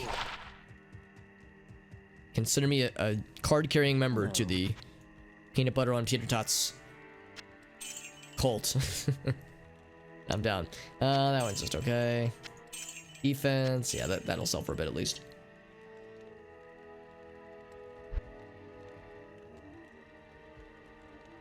Rune Scepter, yeah, nothing really grabbing us. I have nothing in my stash, nothing. Got a lot of runes though.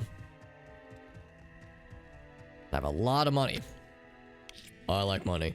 I have 9 Tau runes, my god. Only 3 Rals and 4 Omns. Man, Om runes used to be super rare, but now we're just finding them like they're going out of style. Let's go and repair our stuff. Let's gamble some stuff just because we have a lot of money. I like to not let that go to waste if we can help it. There's not a ton that I really need necessarily.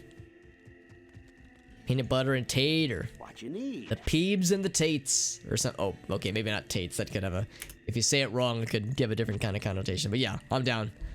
I'm down for that shit. Could try rings. I don't know if I'm really that excited about rings necessarily. I think armor can be neat. Gloves, helmets, swords. I'm kind of so-so on swords. Like two-handed swords. We have a pretty good weapon for our guy right now. I would say mauls are absolutely on the menu as far as things to check. Nah, probably not that. Hate mail, belt, sure. Yeah, it's just okay.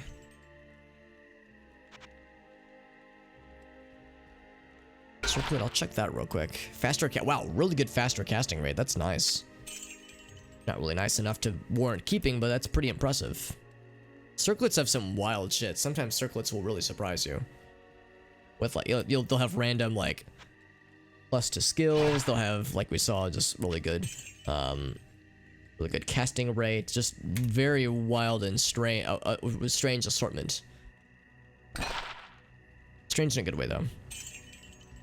Nothing's really grabbing me though. The nutty taters, yeah. Then it's like, wait, if I say it that way, it's gonna give people the wrong impression. I don't want to scare them away. I want to draw them into our cult. I don't want to scare them. But maybe I'll get a dimensional blade, like a really sick dimensional blade. But it's always just crystal swords, yeah. Crystal, like the champagne. It's like it's always like, we were so close to greatness with that, man. Could have been good. We'll do a few more just because we still have a lot of money. Gambling is kind of slow sometimes, especially at this late in the game when you've got a lot of gear that you really like already.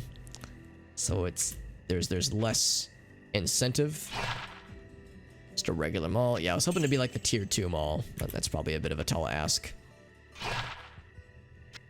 Nothing.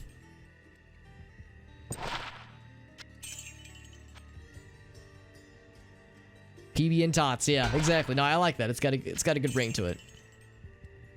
I keep hoping for a tier 2 mall, but maybe those can't spawn yet, so maybe I shouldn't waste my time or my money. Oops. Oops. Good for masteries for barbarians, but that wouldn't affect us, and it also would not affect our hireling. I think that's enough for now. Okay, so we got the waypoint. That's pretty much what I needed. Just what I needed. Let's go ahead and continue. All the amethyst, very nice. Continue to the Timo Highlands. So we have everything that we need. And then some. Including an oil potion that I don't want.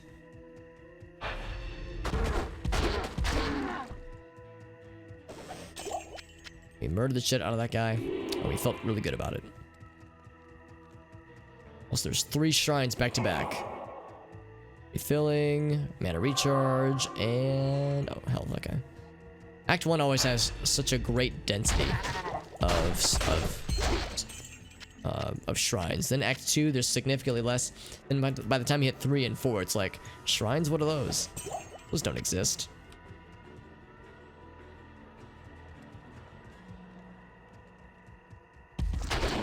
Ashwound the... oh, never mind. I couldn't read the name. I think it was Ashwound the Slayer. More like ass wound. Oh, okay, actually, I don't think I want an ass wound. Steel burn. Stone skin. Oh, and I'm just gonna smack the shit out of her. Never mind. I love that juggling, man, because you get knockback plus charge, so it's just like pop, pop, pop. It's so satisfying, man. Just smacking the shit out of them. If only bosses weren't immune to that knockback, because oh man, it's so disgusting. Like bosses, not like this is a boss group. Warp Lust, the unholy, not Wasp Lust. Wasp Lust would also be very unholy though, so that's not inaccurate.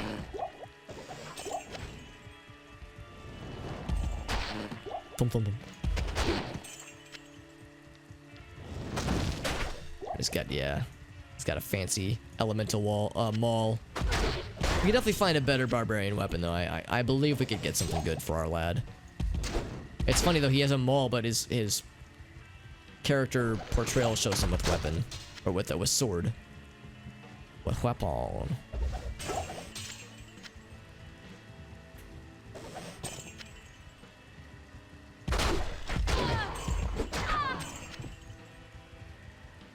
Of course, the Highlands have no waypoints or anything. Oh, ghostly. A ghostly skeleton? Jesus, that's some spooky shit. Content warning for spooky skeletons.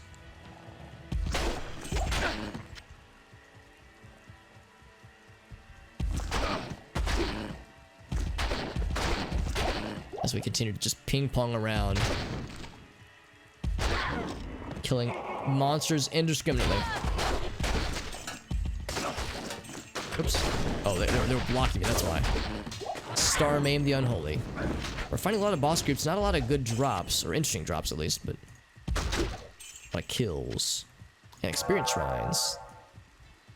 That makes me quite happy. And a level. That also makes me happy.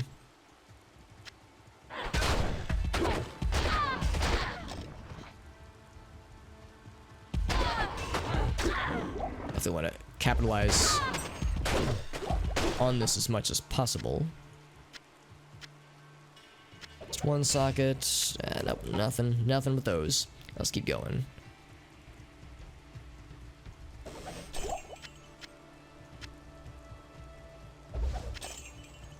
There we go. So there's the gate. I'll explore a little bit more before you hop directly into the gate.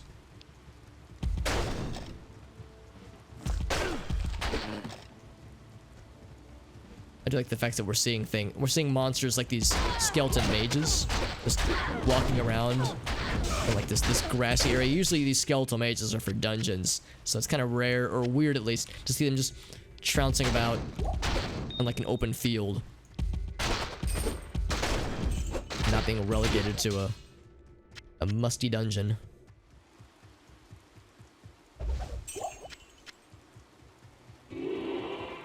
I think we've explored the Highlands decently. Let's go to the monastery. Got another full rune, which is nice. Oh, these demon lads, these returned lads.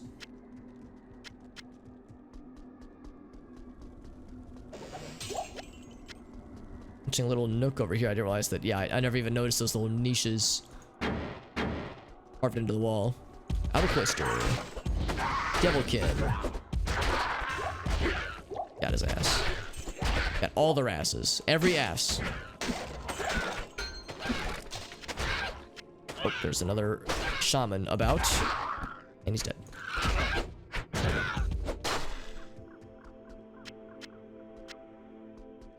Okay, I feel like I heard a few things drop. There's this new staff. That's pretty much it. Let's keep going. If only I got experience for killing these barrels.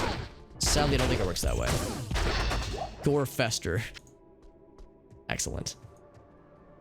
Alright, so that was a pretty good little spurt of murder just there. Let's go ahead and give ourselves more stuffs.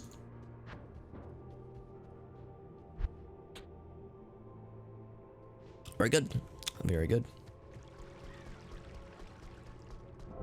A waypoint while we're here. Oh, just one socket. Yeah, cedar staff. Yeah, that'll sell for a little bit of money. Not a ton, but it'll help. Let's just pick a direction and see if we can find the right path.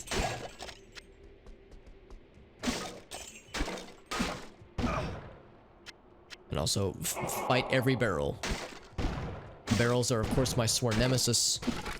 I shall murder them as such. Also, we found... Wow, first choice was the correct choice.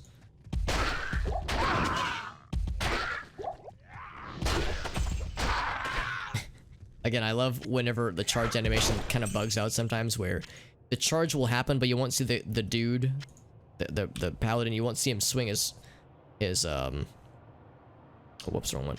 You won't see him actually swing his weapon, so you'll just see him walk up to an enemy, and they'll just fall over without him swinging his weapon, so they just happen upon them, and they just collapse or explode.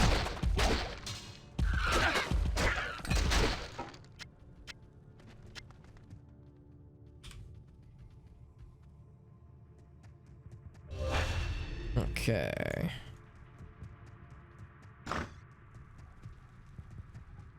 Just looking for big old smithy boy. He might be a little bit scary, actually. The smith can get scary, certainly in hell difficulty. Nightmare, he's a lot harder than... he's obviously harder in Nightmare than he is in normal, but I don't think he's going to be, like, murderous, hopefully. He can be a little bit frightening, though.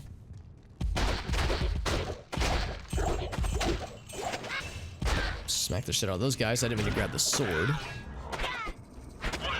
Shaman somewhere, there he is.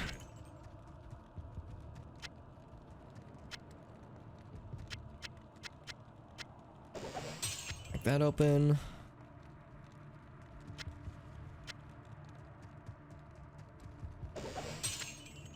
Oops.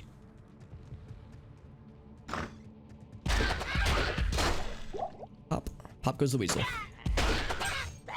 Oh, he's fast. Bone Drinker. That's a legit cool name. We need more Bone Drinkers in our lives. Not like Bone Drinker the horn, you know, like Bone Drinker the puking or whatever their Bone Drinker the horny, like whatever their suffixes would be. But yeah, just a simple weird name like that. That's the good shit. Gothic Staff. We'll hang on to it. It's low quality, so it won't sell for much, but it'll still be a couple thousand.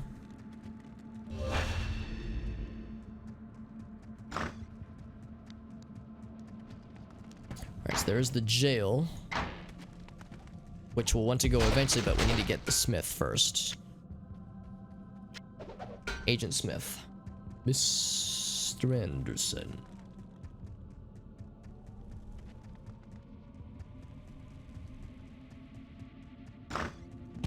Ooh, this is a colorful room. Color of the enemy's blood, that is. There was a lot of colorful enemies, though. Yeah, lots of multicolored friends. Some blues, some reds, some greens, some, like, teal. And they're all dead. Dead in the blink of an eye, honestly. 69 gold, very good. Ruby, I'll grab that. There was a cool looking crystal sword. Crystal like the champagne. This would be really good if I was level 15. 103% enhanced damage. I mean, that's really good for like normal difficulty. It's a good normal difficulty weapon, but I guess that's one thing that's kind of an issue. You find enhancements like that for tier 1 great equipment in Nightmare difficulty, so you'll see like entry-level equipment with 100 plus enhanced damage, which is neat, but that can only take you so far. Because even though it's, you know, got a crazy good bonus, the underlying stats for it are still tier 1 equipment, so it's a little bit unfortunate that, you know, we find these things that would have been incredible later on. It would have been equipable, or I'm sorry, we're finding them earlier on. They would have been equipable and much more appropriate earlier on. But I guess it's just how it all balances out, because maybe it would be a bit overpowered. There's the Smith. He has no aura. Oh, and he's susceptible to knockback, which is kind of cool. Man, that is such a fun combo. Holy shit. I would do that all day, every day if I could. Bam, bam, bam, bam. Just over and over.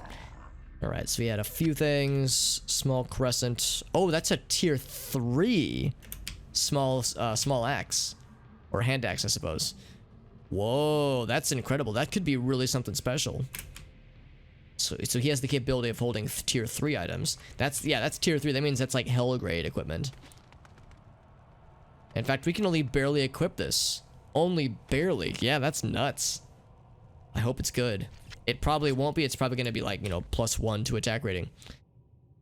But if it's like halfway decent damage-wise, that could usurp our pretty good battle armor, or battle hammer right now. Or warhammer, rather. This will help the sisters turn the tide against evil. There's this scroll right now. Is it going to be good? Oh, I can't even use it yet. 4 more levels. Now, this is a good instance here where we could try to corrupt it. And corrupting it would only make it better. So this is an excellent use, potentially, of the Worldstone shards with corruptions. Not corruptions with, like, the ROM corruptor that I used to mess with, but, yeah, Worldstone corruptions. Also, we found this guy, which is neat. What if you can corrupt multiple times? I legit do not know if that's an option.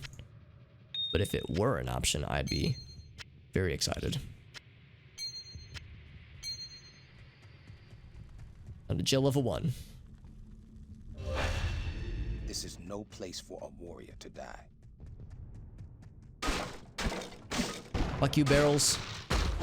I wonder why this paladin is so angry at barrels. Maybe a barrel killed his family when he was younger or something. Slow to exact vengeance on all barrels in the future. Or something, I don't know.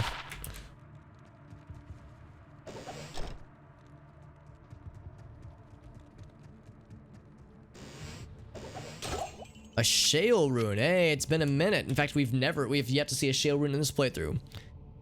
Oh, we got one. That's cool. There's a few runes. I think I was looking at Rhyme, which is a pretty good rune word. Although I think Ancient's Pledge might be better, so I don't know if it's really worth, but I'll look to see what options we have.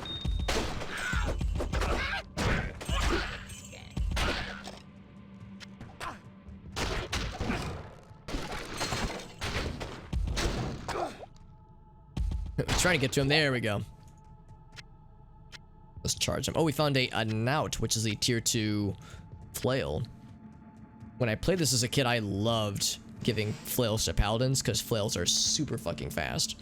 And the max damage, or the max, I guess the maximum damage is great. The minimum damage is usually awful, but the maximum damage can be pretty sweet. So yeah, I'll be curious to see how that turns out. So we got a few toys to play with. Yeah, nothing else really here. Home of Identify. You know what? Let's identify this now. It's okay. Obviously, it can compete with what we have right now, but it's alright.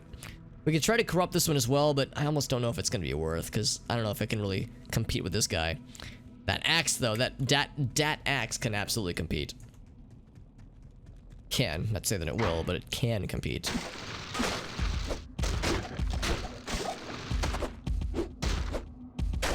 There we go. Oh, there's the freaking waypoint of all things. I mean, it's a free waypoint. I guess I'll take it. Hello. I actually don't need that scroll, that tome rather, of Identify. Good day. Let's take some inventory space. So we'll sell it. Sell those two. Sell this guy. Life stolen per hit. It's not bad, actually. But the stuff we have is much better.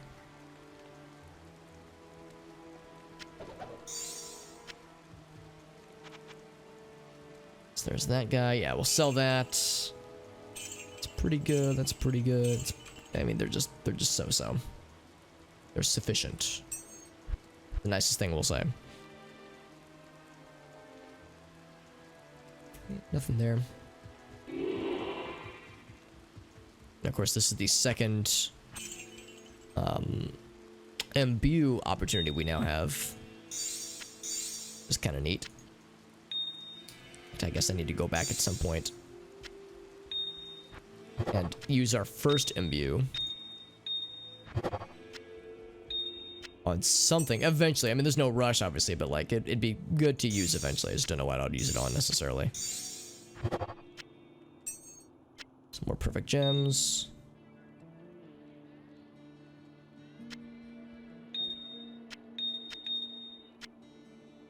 Hell yeah. Look at that.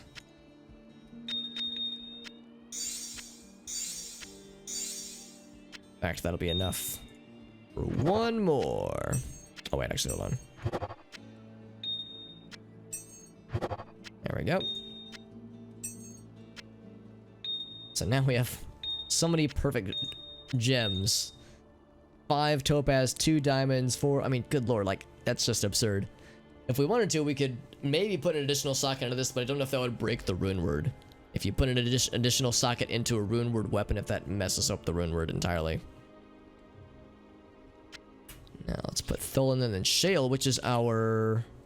Yep, our highest level rune. It's not the highest level we've ever found. I'm pretty sure that goes to Io, which was, I think, 15. It's pretty good, though. It's pretty darn good. Okay, so... First things first. Actually, maybe I'll wait on this, because... Also, for one thing, can I... Let's see, just give me one.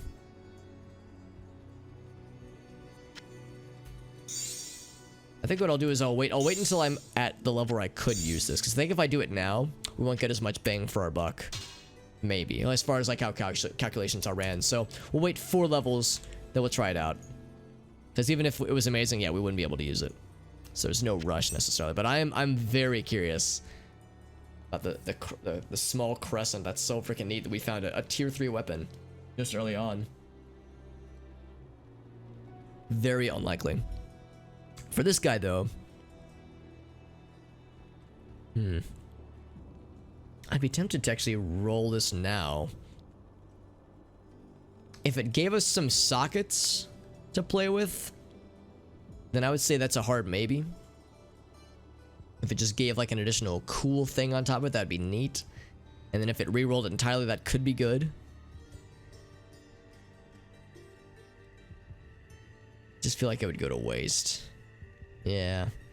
If we got sockets, if it gave us like 2 or 3 sockets, we could put some pretty good damage doing things on it.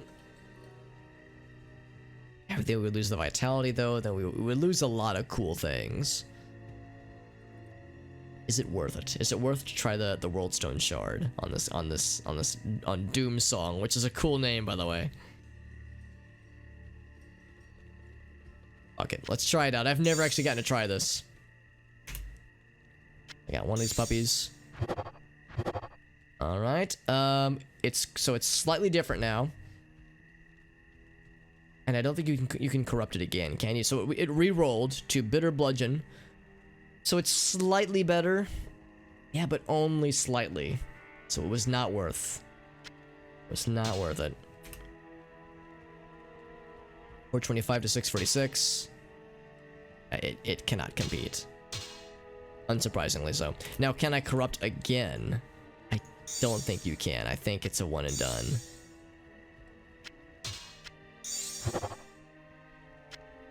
Let's find out. You cannot. Okay, so once it's corrupted, it cannot be corrupted further. Yeah, so we'll sell it. I mean, it's neat. It was a good experiment. So let's try it again with that guy, but yeah, I'm not gonna get my hopes up. It just has to be like marginally better to be viable, though. That's what I'm hoping for. It sells for a lot of money though, which is nice. So it makes it pretty valuable It's corrupted. Yeah, bitter bludgeon. It's cool. I like how it turned out. It just, yeah. It could have been more gooder.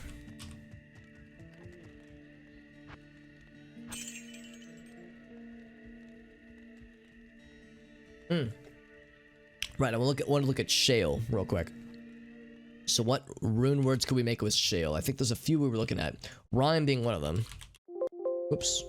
So I spelled it correctly. E-L, there we go.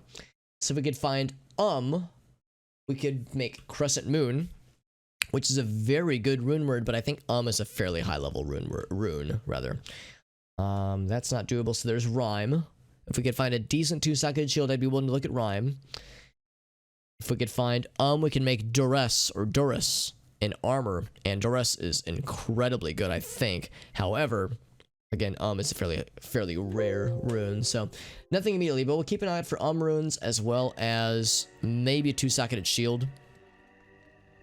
You know what? Let's actually look at this while I'm thinking of it. Is rhyme worth the reason? All right, I have to back to shield rune words. There we go. So rhyme is this guy. So all resistance is 25. That of course compared to Ancient's Pledge, which is all resistances 40 plus. So we would lose resistances. Can I be frozen is nice, faster. Yeah, I think rhyme is playing second fiddle to Ancient's Pledge here. The magic find's nice. Cannot be frozen is nice. Returning mana. I mean, there are things about that I like, but I mean, Ancient's Pledge, the resistances are just so good. You really can't get. I can't get past those resistances as far as like the thing that makes me like them. So, yeah, rhyme I don't think is gonna be worth. So never mind. Let's go ahead and hop back.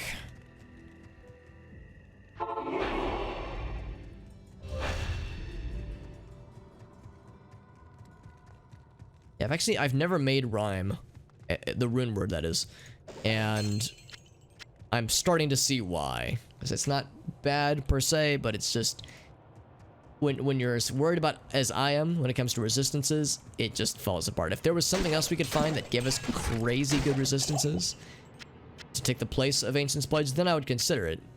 But yeah, it's like you need incredible gear to not make rhyme useless. It'd be good for Magic Find though if I was making like a Magic Find inventory grouping. Then I'd be singing a different tune. Also, this Dimensional Blade, I think I might try to get that imbued. Just to use the imbues. I just sit on those imbues forever. I never use them, and I really ought to. Great Maul. 4 sockets. Oh, buddy. A 4-socketed Great Maul. Okay, so what could we do with this? A 4-socketed Great Maul. There's gotta be something we could do with this, right? Let's look at our weapons. So, if it was a scepter, we would make Holy Thunder, but it is not a scepter. If it was a polearm, we could make Insight, but it is not a polearm. Dang it. That's really a shame, because those are both incredible. If we could get a Dole and a Lemroot, those are both pretty high level. I was gonna say we can make Passion, but those are pretty high level. That's a big ask. Bear and Maw, yeah, Bear runes are super fucking rare. Pole runes are hard to find. I've never even found a Cam rune before. Hell rune, yeah, some of these are very unlikely. Dang, dude. I don't know what we could do with this. Man, that's really a shame. We could find a really good 4-socketed 2-handed sword we can make King's Grace, and that'd be pretty cool, I think. But as I look at my list here, my notepad here for rune words, the best we could do is just pump it full of gems to make it just, you know, do raw fucking damage, which is fine. It's not as sexy, you know? It's not as satisfying as making a badass rune word. Hey, man. All the ones that I would want to make, like Famine, for instance. Fall, Omen, and Jaw runes. Like, good luck finding those anywhere, man. Yeah, Fortitude is good, but it requires some high-level runes, yeah. Dang it, that's really a shame. I'll hang on to it for now, but... Actually, no, I won't. I think I'm going to immediately do something with it, and not just hang on to it. We'll probably just pump it full of gems. And I got plenty of gems, so I've got those to... I've got those to waste. Maybe not waste, but those to use. Actually, on second thought... Do I want to go and use this now? I feel like I probably shouldn't. As I would mostly just go to waste. Maybe I'll wait for a battle hammer to drop. Vanilla battle hammer, then we could maybe try that. Try our luck with that.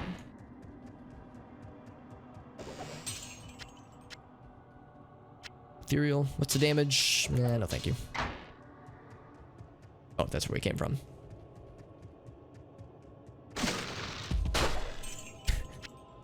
He was frozen before he could spawn, so he just more or less auto died.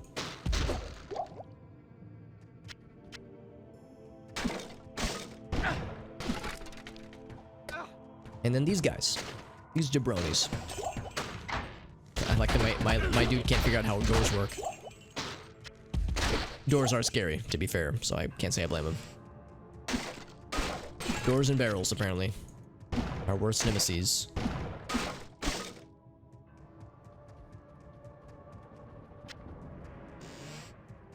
All these chests, my goodness. Amazing chest ahead. Well, they're not amazing, but there's a lot of them.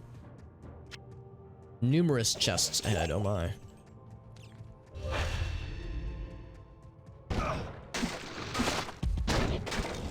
Oh man, that guy got stuck between the two of us. Just the two of us. Ethereal War Scepter. I like the implication that they were drawing a summoning circle for something in here. All by themselves. Out of blood. What they were trying to summon.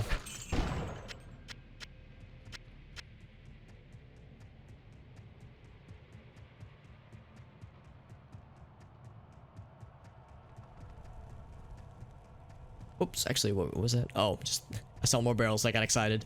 I see barrels and the bloodlust takes over, or the wood chip lust, I suppose.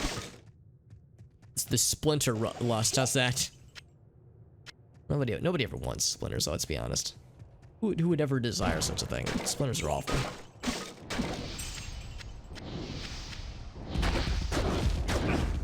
Immune to cold? Too bad. Get that balanced knife out of there. A colorful scene. Only we can knock those things back.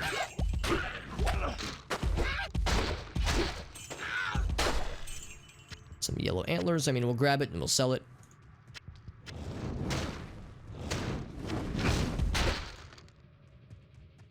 And remember when I was worried about mana? I feel like I haven't drank a mana potion in forever. We've used quite a bit just now. Actually, you know what? I think I will go and drink this one.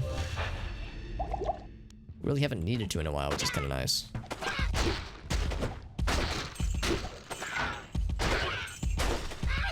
So my guy still can't figure out how doors work. He's trying his best, alright? He's a barbarian, not a scholar. Give him a break. He's doing his darndest.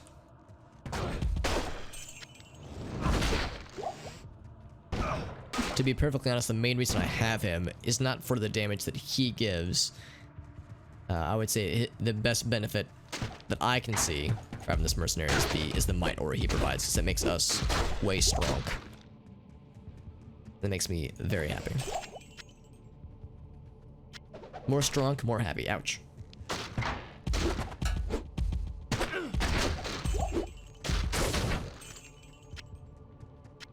See, I was saying earlier how great this has been not having to drink mana potions, but now it's like, now I am throwing myself around a bit more.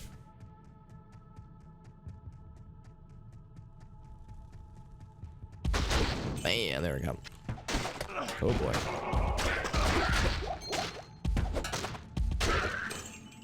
Up to ring. Which must mean the game likes me if it try to put a ring on me. Try to put a ring on it. Lost Topaz and Emerald. I'm curious about this Gladius. Ah, one socket, never mind. I'm no longer curious. My curiosity has abated. Unravel ahead. It's got a few things on it. I'm curious about the halberd. 3 sockets. I'm no longer curious. Crown shield. 3 sockets. Ooh, wow, really good. Really good number of sockets there. Hang on to it for now. These freaking arrow friends are not doing me any favors. I think my barbarian got scared. He was scared that he was straying too far. He's like, no, stay close. It's separation anxiety. Griffin headdress, that's cool. Oh, that one's not very good. But this one is better. It won't sell for much, but it's something. I'll store both those. We could maybe do something with either of those. Oh, right. Keep reclosing the door. Actually, yeah. Hold on. I was looking at this guy here, this 3-socket crown shield. Looking at my shield room. Well, I mean, we could make another Ancient's Pledge. If we did, the block rate would be better by 1%. It would have slightly better defense. Is it worth it? It would have, actually, it would have, yeah, very little better defense. It would have better attack rating. If I have enough Rowlet Orts and Tals, then yes, I'll go and do it. 1% chance to block, it helps. Every little bit counts. We were talking about those kinds of calculations earlier, or yesterday rather, or Tuesday. Otherwise, yeah, there's no other 3-socket rune words that we could do with this anytime soon, at least. If we could get a 4-socket Paladin shield, we could make, well, we would need several other runes, but Exile is on the board. But that is a very, I think it's a very high level runes, or rune word rather, so there's no time soon necessarily. Not anytime soon. Skeleton friends. I'm just clicking everywhere except where I want to be. Oops. We'll sell all those things eventually when we get back to town. And a ringy ding ding. Anything else up here? There was not.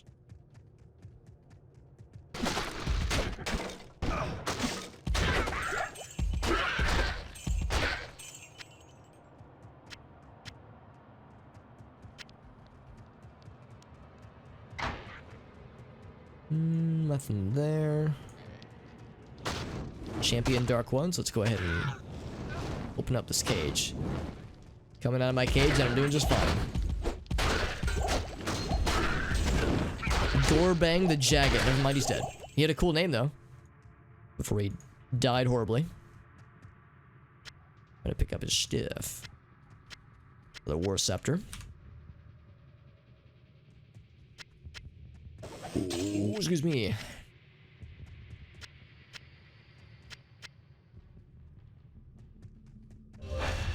Keep seeing those jagged stars, and every time I see it, I get excited thinking it's a Jared Stone, which is, which can be lucrative to sell. They're not very good for us, obviously, but they can be worth some monies.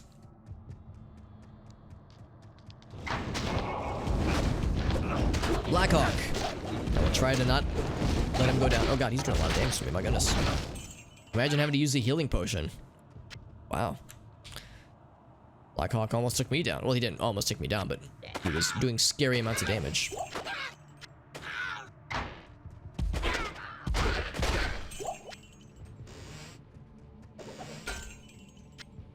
Found some cool helmets, maybe. Oh god, it's getting full again. There we go, we have just enough space for both. Oh man, that is a 100% full inventory. Look at that, it's a thing of beauty. Scooch my chair in, by the way. Need to make better ergonomics. My elbow was kind of sore yesterday, and I wondered if it was because I've been like sitting in a weird position, so it's like I'm trying to be paying somewhat more attention. Pretend that I'm responsible.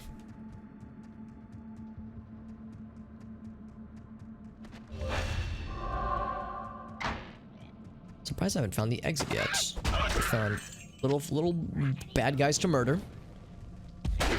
We've made a lot of friends. Fancy crossbow. Should I even bother? I mean, I'll go ahead and get it identified. I'm not gonna get my hopes up, but sometimes it's just cool to see what's out there. It is, sir. Good day. It is certain. So we have several things we're selling. Bam, bam, bam. Yeah, this one's not very good. Got good defense, but lore is more important, I would say, for that guy, so we'll keep that. Yeah, nothing grabs me. So there's the antlers that we saw. It has no cool bonuses, but it'll sell for some money. There's the sash.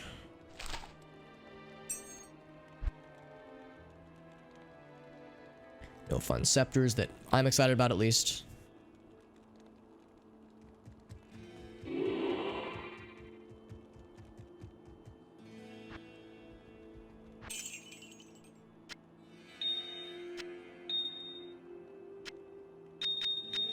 Okay, so that's all of those. So yeah, so for Ancient's Blood, so it's Ral or Tal. There's Ort, there's Ral, there's Tal. We have 9, 3, and 2. So yeah, let's go ahead and do it. It's a very modest improvement. But since we're pretty much just sitting on this pile of runes anyway, we might as well. There's no real need to hoard them as much as we are. So Ral or Tal.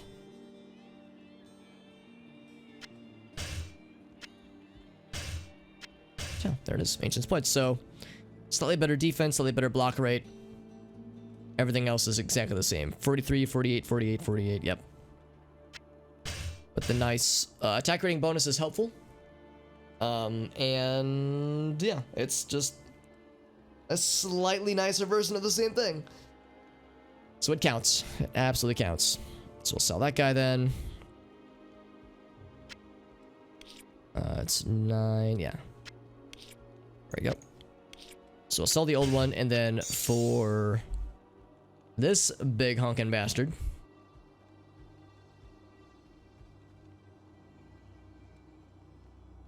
you know what? I was talking about corruptions earlier. We could try to corrupt this. Would there be any reason for it, though? If we re-rolled it,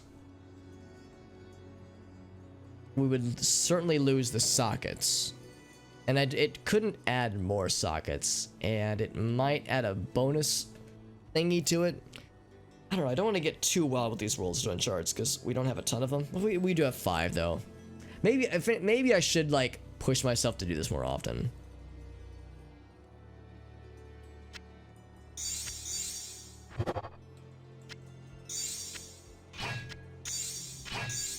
So you can't insert it, yeah.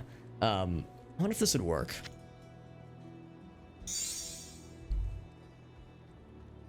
So it couldn't add more sockets. I don't think. Maybe it could, but I don't think that it could. Or it could re-roll, or it could add a new line. Let's fucking do it. Oh, you can't do with socketed equipment. Okay. Yeah, we're just with a shot. So I'm learning more and more about how the system works and its limitations. So let's see. What other things can we do here? Oh, hit attack speed. Okay, that's actually pretty cool. What does Sol rune do? Sol is minimum damage. What does Omn do? Omn is life stolen. Right? Which is nice, but not really what we're super concerned about. Yeah, I would say gems are probably the way to go. So we could pump it full of poison and fire. We could really just double what his current lad does right now, honestly. So more poison and more fire.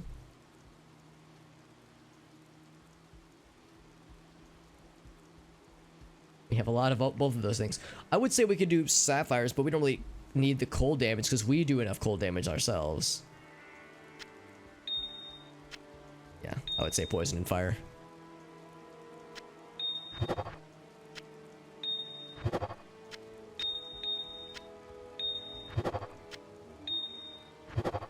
Okay.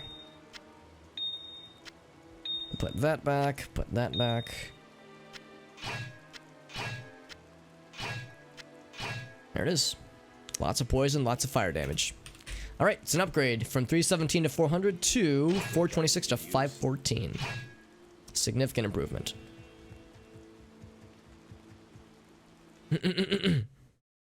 I like it. I like it as well. I feel like both of us got something out of this. Both me and my barbarian homie. We look. I kind of like how the shield looks. It's very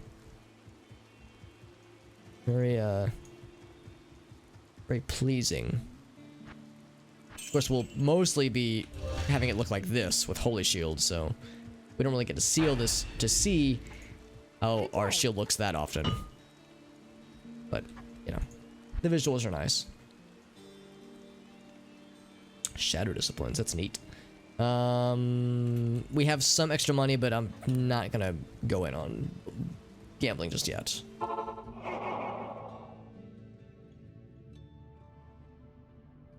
There's the small charm, there's the crossbow. Wasn't anything else, was there? There was not.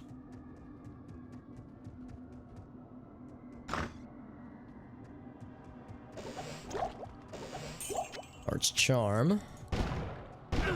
And more barrels. Barrels of fun. Oh, I heard skeletons. Bone noises.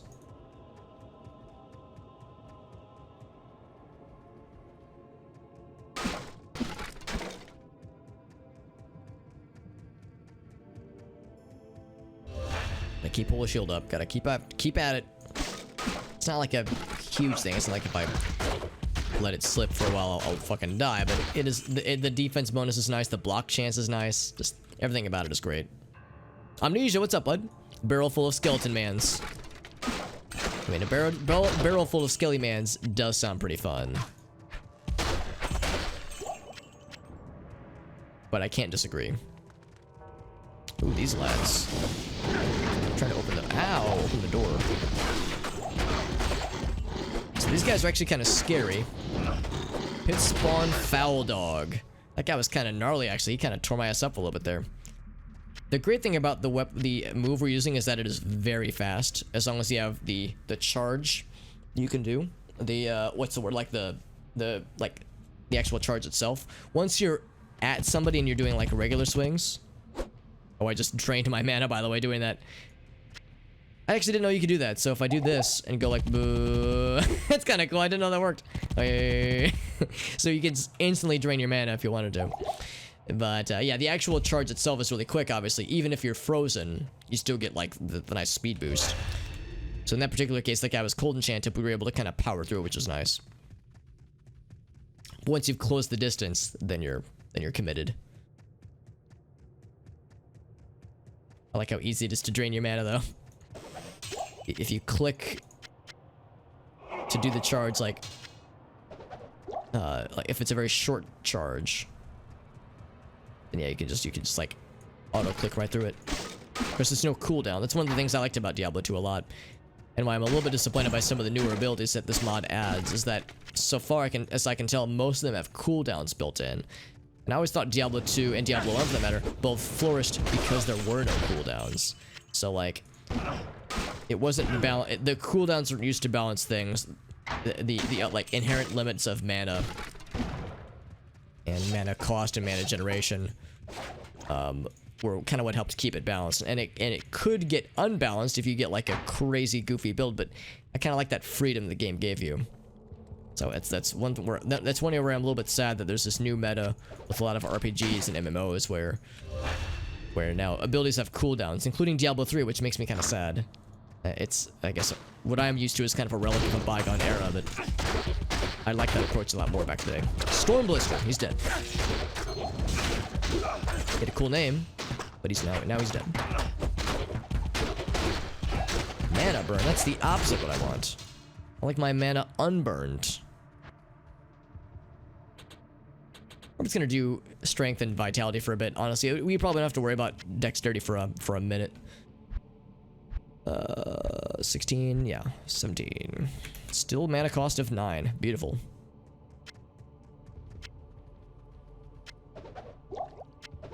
Rid of that. That'll sell for quite a bit, actually.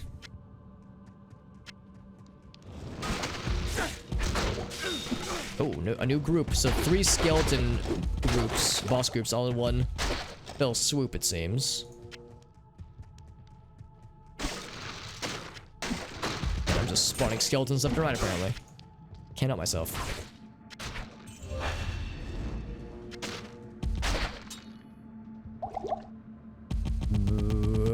I love that. It's so cool. It's so silly, and you can just drain your mana if you're left to your own devices like I am. But I kind of like fucking around with that. It's kind of nice. So you drink a super mana potion, just boost around like a lunatic. That has nothing on it. Still no dice though, JD. I remember you saying that. Yeah, it's still trying to grind out this one particular. It's either a raid or a boss, but yeah, it's for a amount you're looking for.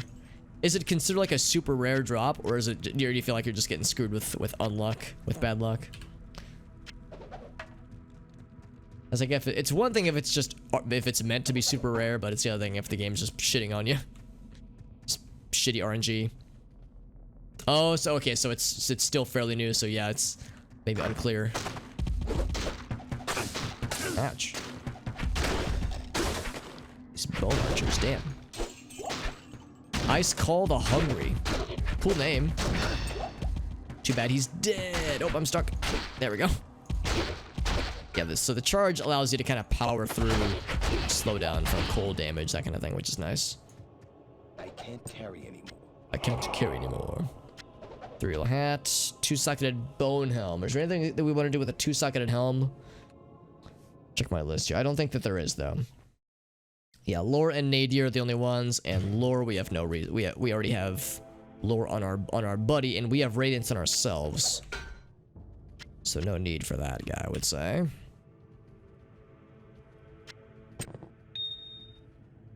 Bing.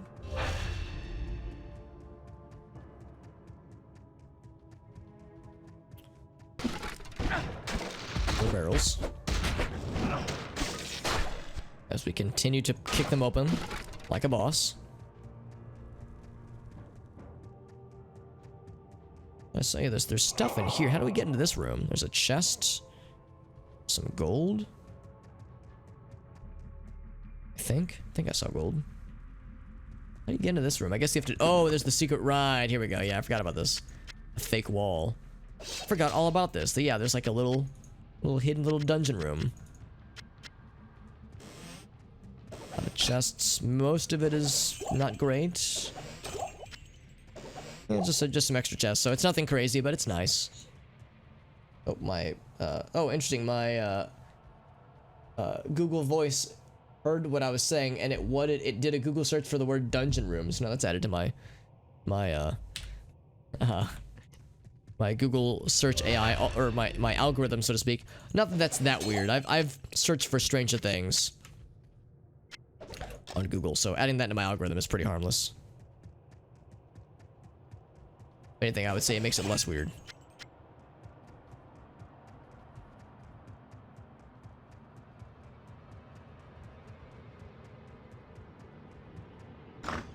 It's funny how that happens sometimes. Like, I'll say a word that sounds like the word okay, followed by a word that sounds like the word Google. And then my phone will be like, oh, time to do a Google search on the words Alex is saying. And sometimes I'll look over at my phone, and it's like it's done a search for like a paragraph that I said out loud.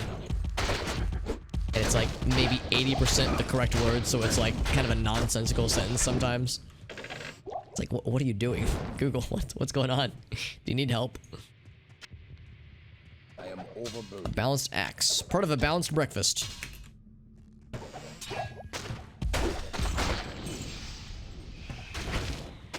Some ghost friends. And a gargoyle trap. It is dead. I am overburdened. I'm over. Really? I can't even find space for a mana potion. Let's pop some of this over yonder to make some space. There we go. That is a grisly sight right there, man. These torture devices are gnarly. Granted, this is, you know, pretty low fidelity graphics, so it's not like particularly gruesome, but it's more what they're trying to depict. Could probably do it in your sleep though now, yeah. If nothing else, yeah, maybe you could like offer your services to other players who are in need of like yo, I need to like help running this raid, and JD's like, yo, if you give me like first dibs on the boss drops, I'll help you out or something like that. If there was some kind of agreement that could be reached upon, that could, or an agreement that could be made. That, what am I trying to say? An arrangement that could be agreed upon. There we go. That's the proper grammar. Another Tal rune. Add that to our list. It is FF14. That's correct. Yeah. Still, it'll be a bit for the next expansion. That's a fair point too. I know the expansion I think has been announced, but last I heard is that yeah, it'll be a bit before it hits the gamer waves. Every dropper's personal. Oh, that is kind of nice then. Yeah, so it's like you won't have to worry about having to dole out loot, that kind of stuff. Oh, can I ask which one it's based off of, Mr. JD? So I'm kind of curious. It's cool that the expansions or the raids even are like built off of or based on specific Final Fantasy games. Charm is gold for monsters. Yeah, it's just okay.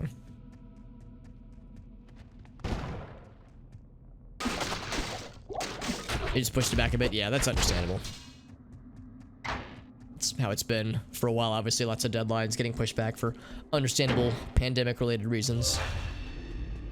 Found the waypoint, by the way. And we'll go ahead and take it back to town. It's a free town portal, more or less. Stay a while. Ooh, excuse me. Oh, they're based on other games as well. That's cool. I mean, it's Square Enix, so it kind of makes sense. Faster recovery. It's a small charm. It's tempting. I would say dexterity. Well, I say that. Yeah.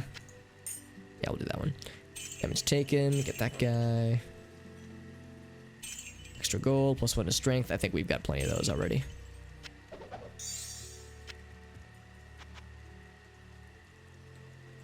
Oh, wow. The Loath Mangler is awful. It's fast, but that's... Oh, it's got a lot of lightning damage. That part's nice, but everything else about it is kind of unsatisfactory. Nice defense, but that's it. Oh, Death Circle. That's a cool name. Life stolen per hit. Good mana. Good cold resist. That one's too good to get rid of. This one... So life stolen per hit is slightly better. Lightning and fire. Whereas this one is cold. So it would mean... Oh, we don't need nearly as much lightning resist, do we? Yeah, we really don't. We would lose a lot of fire resist. We don't actually need cold resist. Yeah, we really don't. So I think we'll stick with our current one. The life stolen per hit is nice. And the mana is good, but yeah, the mana is really an issue, honestly. Yeah, we don't need this lightning resist. In fact, I could get rid of a lot of these, can't I? So that'll make some space.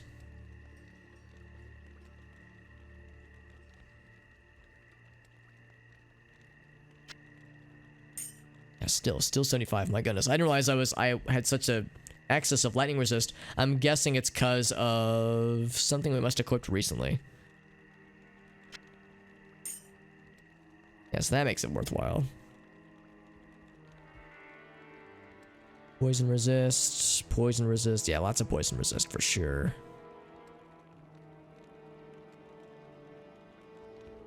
Otherwise, yeah, I'll stash these otherwise.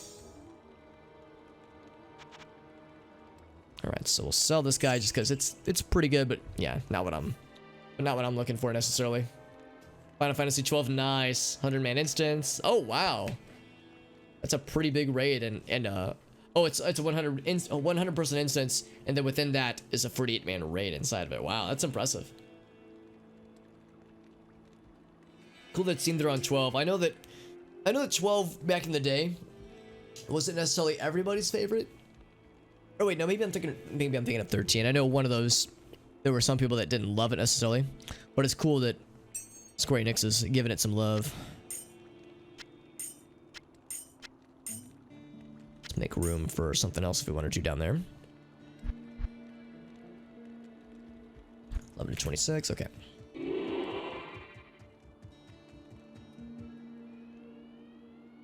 Wear a charm bracelet, yeah? Just wear like a bundle of these in like an inventory slot, that'd be nice. That would be nice. Yeah, so let's pop these over since these aren't really necessary. These will become necessary again in hell difficulty, assuming that we can make it that far, because resistances become struggle again in hell difficulty. Right now, the only struggle we have with our current resistance loadout is we could stand for more poison and fire resistance, but otherwise we're sitting fairly pretty, I would say. So we're still a few levels away from that guy, 3 levels away from being able to use that at all. Oh, and we're down some dexterity, but not much, so that's fine. What you need?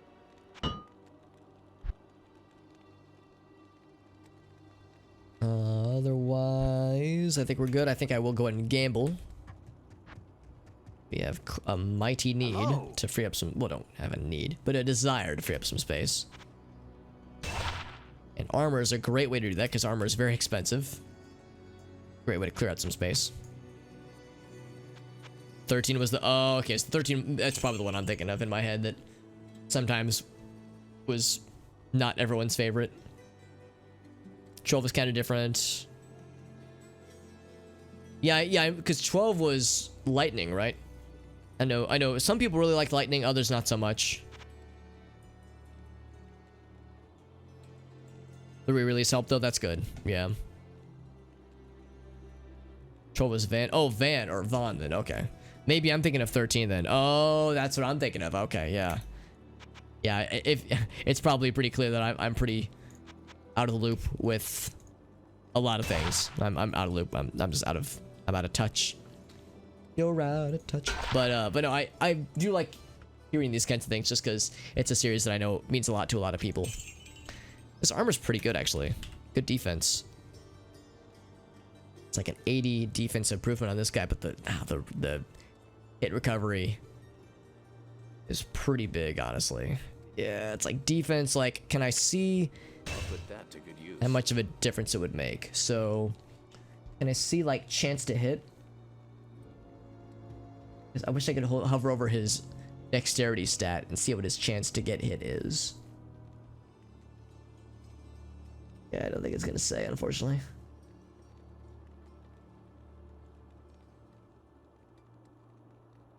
It doesn't say. I mean, it says what the defense is, but it doesn't tell us like what the chance to hit is. Chance to be hit. Put that to good use.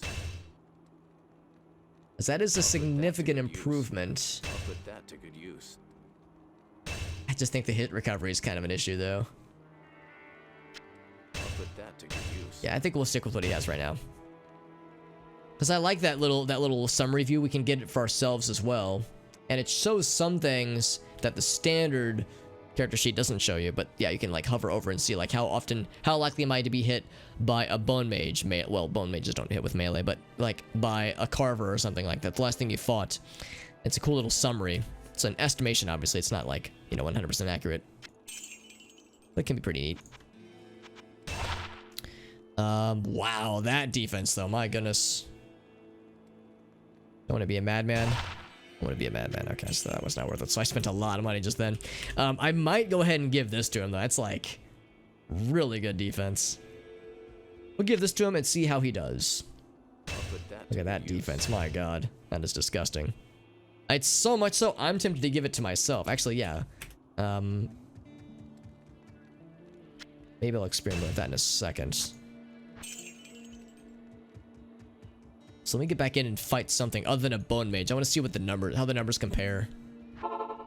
Because bone mages don't attack with melee, so that stat is kind of inflated. Archers don't attack with melee either. Well, actually, is that true? Would it still show up? Chance that they will hit you. Okay, so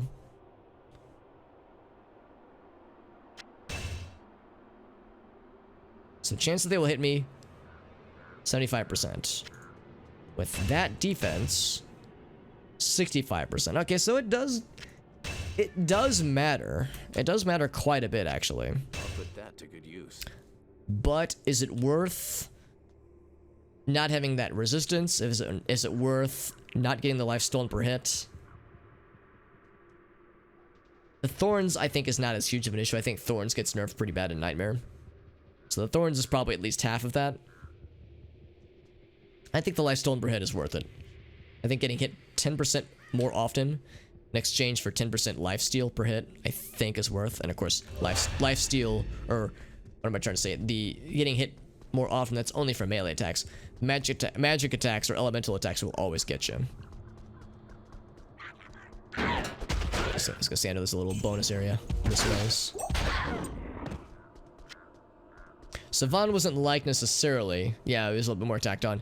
Yeah, I feel like I've heard that as well. That like 12 was a decent number of people like 12, but yeah, it's like the supporting cast kind of stole the show. Haven't really played a lot of 13. Yeah, it's like that's the thing too. I'm kind of all I can really do is parrot what I've heard other people say. Like I'm not experienced enough to have my own opinions. I would like to eventually. Final Fantasy is one of the series that I've mostly enjoyed from the outside looking in. I love 6, and in fact, as much as I love it, I will confess I've never actually beaten it. It's annoying, and I'm annoyed at myself. Obviously, not annoyed at the game. I'm annoyed at myself that I've come very close to beating the game twice. I've gotten to like the final major part of the game twice, years apart from each other, and both times I failed to follow up and like beat the game. Like I would get distracted with other games, and then I would lose the file, or I would like change computers or something. Something would happen, and I just never get around to it again. You know, lost to the ages. So, and of course it's been years, probably at least, oh god, probably just close to 12 years since I last touched the game. Oh, there's Bone Ash, by the way. And he's dead. And he exploded, and everything hurts. That's fine. Got his ass. Military pick, that's not gonna be very good, but I'll go ahead and grab it. So yeah, needless to say, I'm pretty out of the loop when it comes to Final Fantasy, but I can appreciate from afar, and there's a lot of games I want to play, like 7 and 4, and probably 9 and 10. From what I can tell, it sounds like 9 and 10 I would like a lot. Probably 12. Yeah, 6. Yeah, 6 is incredible. But I've never played 7. I've never played 9. I've heard 8 is good. I know that 8 sometimes gets shit on. I understand that 8 has things about it that people have kind of come around to appreciate, but I think sometimes people kind of shit on it for a little while there. But I think there's an acknowledgement that some of the hatred or some of the shit that it receives is not always necessary. That it has some redeeming properties, but you just have to consider like it's an element of its time, or a product of its time rather. So the edginess, the like some of the story aspects doesn't forgive it, but it's like, you know, you can't hold it that hard against them necessarily. 12 in tactics. Oh, Final Fantasy Tactics. That's a good point too, JD. One of my really good friends from high school or grade school and then later college was telling me how he's a big Final Fantasy guy, and he played Final Fantasy Tactics for the first time ever a few years back, and it's now his favorite game in the series, which is huge because yeah, he's a huge Final Fantasy 7 guy. Like he's into a lot of the games. But he said, yeah, Tactics really stole the show for him. Like, he was shocked at how much he loved it. So, that's a good reminder that Tactics exists. And I wonder if I would have a similar reaction where it's like, holy shit, this is incredible. And I do own it. I have it on the PSN. For PS3, that is. So, I have the power. So, yeah, had to re-kill those guys because they got resurrected. It's part of 14's lore. Excellent. Yeah, that's so cool.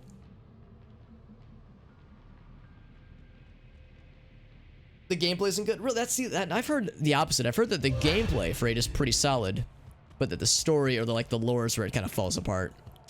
Because I thought obviously I haven't played it myself. Again, I can only parrot what I've heard, but I thought I'd observed people say that the combat system was pretty cool. There were some criticisms for sure, but like there were things that people thought like made it pretty neat.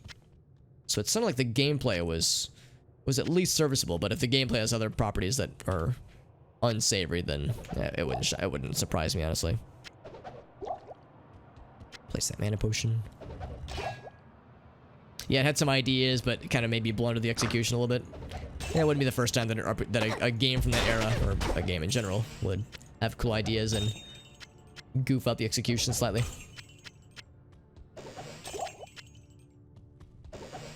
But chests. A big, scary, well-lit room with enemies that are all dead. Never mind. It's not that scary at all. Chipped diamond. That's not gonna be worth it. One of these lads.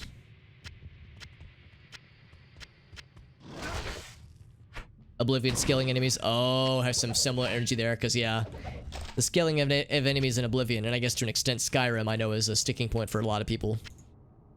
Like, this isn't a bad, it's not a bad idea, but it just isn't quite what we were hoping for. Also, Tankreds, right, I'm not going to keep Tankreds. Tankreds is not a bad rune word, or a set, rather, but it's not great by this late in the game. Hey, what's up, Whale? Good to see you, buddy. We're actually talking about Final Fantasy.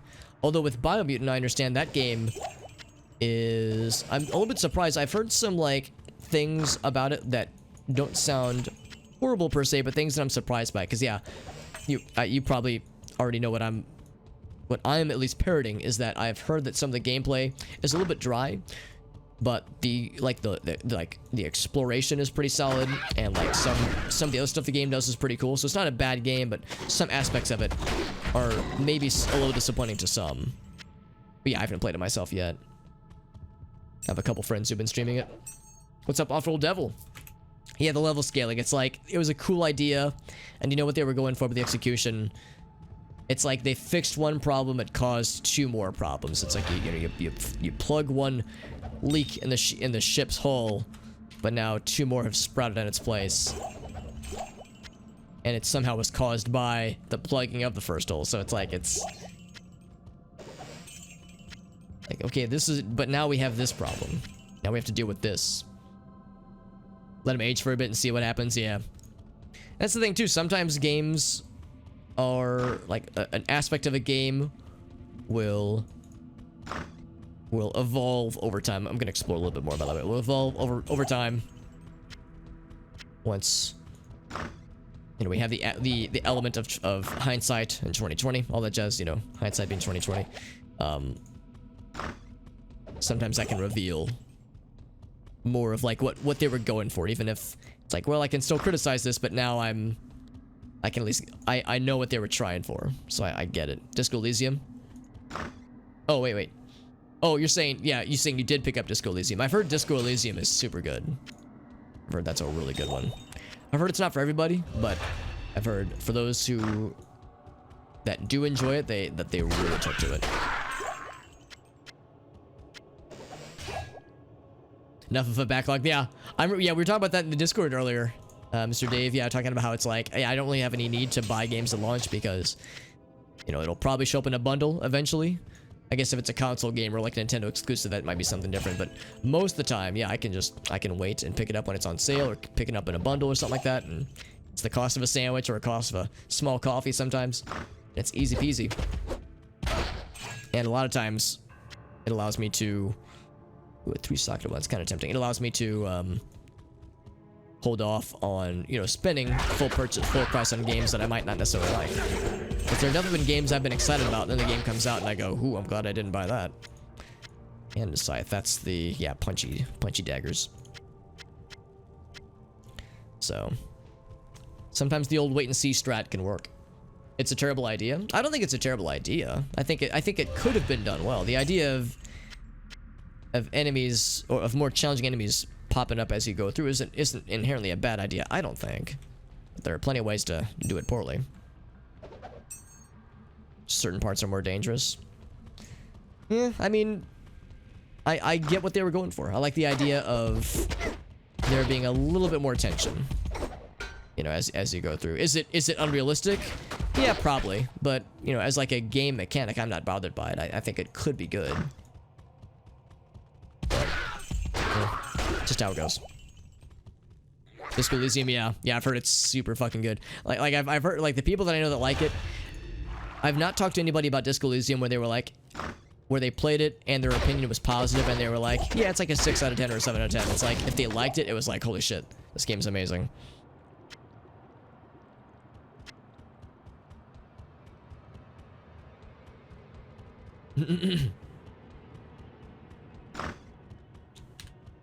Let's see. Hang on to that for now.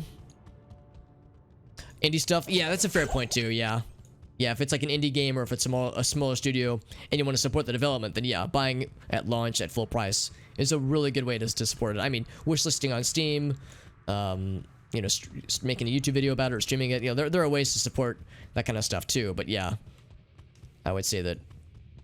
Also, yeah, we can go to the second floor. Most indie developers would say, yeah, one of the best ways to support that kind of stuff is to buying it at launch, like relatively early on at launch, at full price. Because that helps it, you know, pop up more on recommended pages, that kind of thing. Like, there's a number of factors that go into the almighty Steam algorithm, the Steam recommended algorithm, all that kind of stuff. Ouch. It's so cold. It's so cold and spooky. Yeah, this cold enchanted guys. The damage isn't really an issue, but the slowdown is a bit of a bummer. Like, it's not arachnid, it's Iraq. Between Iraq and a hard place. Anything else down here? No, there is not.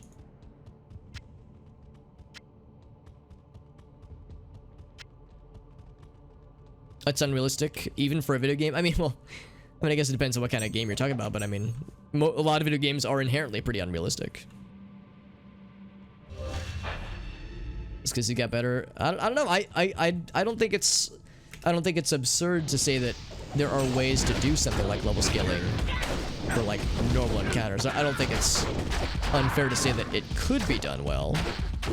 I mean, Bethesda are easy, like it's easy to look at Bethesda games, or at least, you know, more, or Oblivion and Skyrim, and kind of point at that as and say like, oh, see, like, look how poorly this was how poorly this was implemented. Therefore, you know, it's all bungled. I don't know. I mean, I feel like I'm not able to sign on to saying the idea is horrible entirely and it should never be attempted. I don't know. I don't find, for when I think about it in my head, it doesn't feel like the immersion would be like the damage to the immersion would be enough. I think it could be. Whoops, what am I doing? It could be done interestingly. What was I trying to? Oh, I was looking at my keys. I don't actually need to go back to town yet. Some things being enough of a deal breaker for immersion breaking. I mean, yeah, for sure, but that's not one of them for me, at least. I mean, it's subjective though. We're just getting down to, you know, I think this, I think that, versus, you know, objectivity. Gut Eye the Grim. There's a lot of lads here. Oh goodness. It's easy to make scaling bad. Yeah, I think that's a tricky thing, is that, like, it's a fine line to tread, and it's when it works well, it's probably pretty hard to notice, and if it works poorly, then it's excruciatingly obvious. It's really awful. Fallout 3 had it.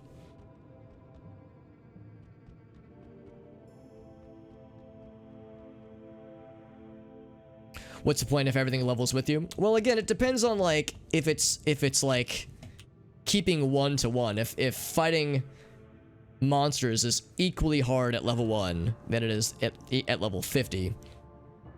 What I'm thinking is that it's not some, and when I'm thinking about it in a perfect world, I would say it shouldn't be equally difficult. There should be new challenges that arise. So if, like, it's not a matter of numbers or like stats keeping even Steven, what I would like to see is, like, here's the same monster, but now it's got something new, something fresh, or it's a new kind of monster that's got something else going on. Not just, you know, stronger rat that bites more strong, you know, or skeleton that swings his identical looking sword the same way. It's like, I would like to see a little bit more variety. But again, it's easy for me to sit here and armchair developer, like, here's how I would do it, because, you know, it makes it, you can say, I can say things like that and make it sound, oh, that sounds so nice, but the devil's in the details, and the devil is in the balance. Did Prey do well? Yeah, because I'll confess, I've never played Prey. There's a lot of games that probably have done level scale that I just have not had a chance to play. And I haven't played Oblivion, so I don't know how bad it really is. I'm guessing it's probably frustrating at times. Like, it seems like that's an instance, and Skyrim, for that matter, are two instances where the level scaling is kind of annoying and it not being done well. One is explained by the lore. Well, I guess that's the thing. If we're saying oh, crap, I keep misclicking. I'm trying to open this. If we're saying it's bad because it's unrealistic Impossible. with an asterisk, and we're saying that, well, okay, there are use cases for it, then we have to alter our statement and say, okay, it's not inherently always bad, that there are ways that it could be done well. So in Prey's case, if it's, you know, more forgivable because it's lore appropriate, then, well, then I guess that comes back to my initial point, that it can be done well. Breath of the Wild did level scaling. I guess there was kind of level scaling in Breath of the Wild. It didn't feel intrusive. It wasn't, I mean, monsters were, I think, I don't think the stats for monsters got worse, or scarier rather. Oh, I just did one big loop, didn't I? But you would find, I think, yeah, you're more likely to find somewhat stronger monsters, and you're definitely more likely to find better loot as you go in later. I'm trying to think about Breath of the Wild's level scaling, because it's tricky because you don't have a level in Breath of the Wild, but you do have like an average, there probably is like an average like gear number the game probably calculates, like based on what you have in your inventory, what shields you have, what swords you have, or weapons rather. There's probably like an inherent calculation that says, here's the player's, you know, inventory level or equipment level, what have you. So yeah, the more I think about it, I guess there kind of is some level scaling in Breath of the Wild. And I guess maybe Breath of the Wild, maybe that's an example of kind of what I'm thinking, where it's like, when I say level scaling, I don't know if I'm necessarily looking for numbers. I'm looking for more qualitative increasings of difficulty. What is this? What's that? Cincadillas. Sounds delicious. Whoops, I have to be careful where I click. What is this? It's a crease, but tier 2, and it requires greater dexterity. And the damage isn't horrible, but I don't think it's gonna be worth it. Let's keep looking around here.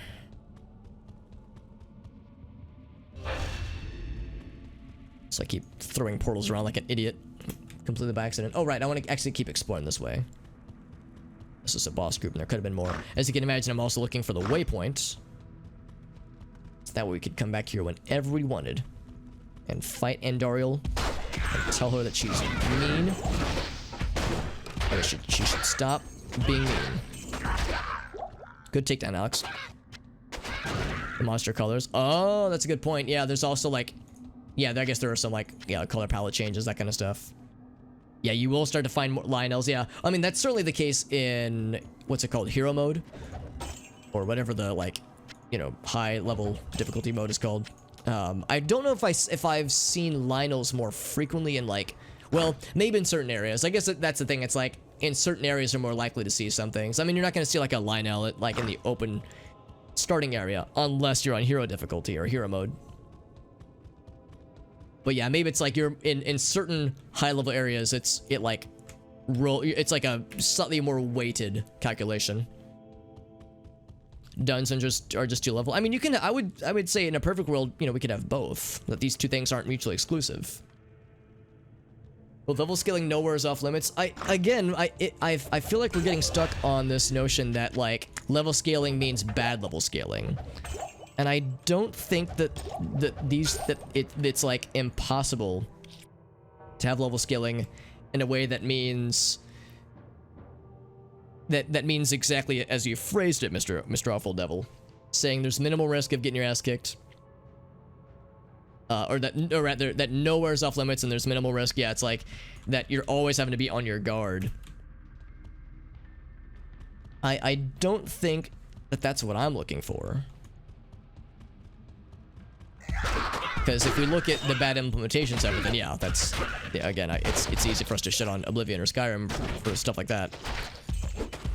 But I don't see those as like, this is how level scaling has to be done and there's no other way around it. I like to think that there's more nuance available. Original Sin 2. Because yeah, it's like, I don't think that notion of... actually, let me check this Blamer real quick. I don't think that notion of here's something that's difficult because it's just high level. You know, it's just you just need to come back later. Because yeah, if it's like if it level scales the opposite direction and it's, oh, you want to go to this end game dungeon first because you know because it scales in your favor or scales against you. It's like, you know, if an area is a level 99 area or like, you know, some end game area, I guess like, you know, maybe certain things wouldn't be like instant kill necessarily, but it would definitely still kick the shit out of you. So it's like it still informs the player, oh fuck, I need to come back here later. Or something, I don't know. Again, it's like just maybe just thinking about Breath of the Wild, how it's like it'll still throw scary stuff at you, but it might not throw you like 3 or 4 Lionels, but it might throw you 1. And 1 Lionel early in the game is enough to absolutely stonewall you.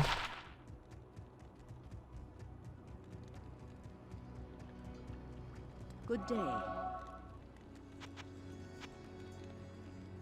What's this axe? It's just okay. So this guy, it's got a lot of cool things, and if I was an assassin, I'd really like that a lot. Sell that, sell that. Look at this sword. We could make King's Grace out of this, but I don't know if it's really worth it anymore. Because King's Grace would give us good, just like standard physical damage. That's pretty much it though. Sell those.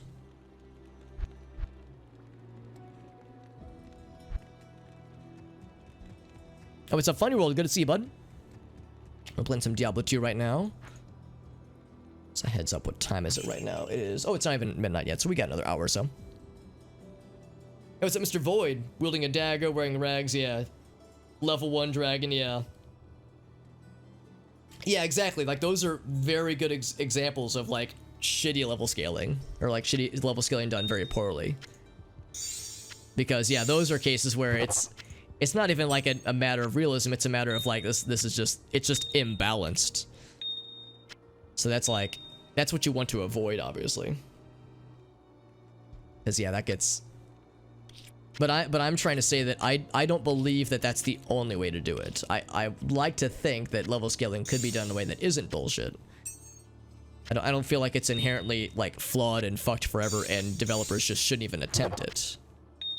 But if they did want to attempt it as a way to mix up how they wanted to balance their dungeons, then they'd have to, you know, go forth with some degree of trepidation, just because see, that's pretty good actually. Then because when it's shitty, then you can't ignore it. It's one of those things where ideally it should be fairly seamless. It's like, I feel like there's a number of things in game development or game design where when a thing is good, or at least done well, the player shouldn't really notice it. But if it's done poorly, it's a glaring, like, fucking bright neon light that says, this is a bad idea, or this is a bad implementation of an idea, at least. And this seems like one such case. The reason I'm looking at this is because I want to double check what King's Grace offers as a weapon rune word. Because we can make it with this guy. We have the runes for it. Check my rune word list. Oh, I have to go to weapons. Whoop, not helmets. Helmets are not weapons. There we go. So, yeah, it's like really good damage. It would just double the physical damage and have some nice bonuses to fighting against demons and fighting against undead. And that's all fine and dandy, but is that enough to make this viable? Because we compare this to this fucking monstrosity. I don't think that's enough. Yeah, I think for something like this to be turned into a rune word, we would need more than double damage and some other nifty bonuses. The nifty bonuses are great, but can only do so much. If Dark Souls got level scaling, yeah, but Dark Souls wasn't developed with level scaling involved. I think if we're saying that level scaling is bad forever, because if we take an existing game and add level scaling to it, it wouldn't work. And it wouldn't work for Dark Souls, but Dark Souls wasn't designed around that. So I feel like that's kind of a straw man argument. A favorite beer? I actually don't drink myself, actually. Helmets, yeah, if you have the gravity gun or something like that, if you swing it hard enough, anything can be a weapon. Genshin Impact. So there's some levels at scale. Interesting. New Game Plus. Well, like I guess like New Game Plus, I don't think is what level scaling. Well, there's a scaling that happens obviously, but I don't think that's what Outworld Devil's getting at. I think that's like a different kind of idea of like difficulty balancing. I guess that's the thing. Level scaling versus like a new level of difficulty, because that's kind of how I see New Game Plus. I see New Game Plus as like, here's the same game but like at a higher difficulty with like, yeah, the ante has been upped and maybe like certain drops are better. Whereas level scaling is something that's like, you know, baked into the game from the ground up without any other difficulty considerations.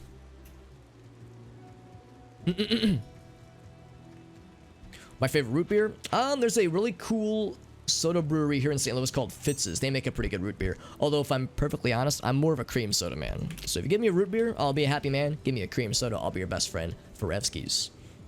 Why does that design a game with level scaling in mind at all? Why design a game with Dark Souls' difficulty? Yes. It's down to the developer. I mean, I don't think it's fair to say this one idea is bad forever and it shouldn't be attempted. When it's something, you know, to me that's sounds harmless. Well, I shouldn't say it's harmless, but is not like inherently horrible when I think of like level scaling.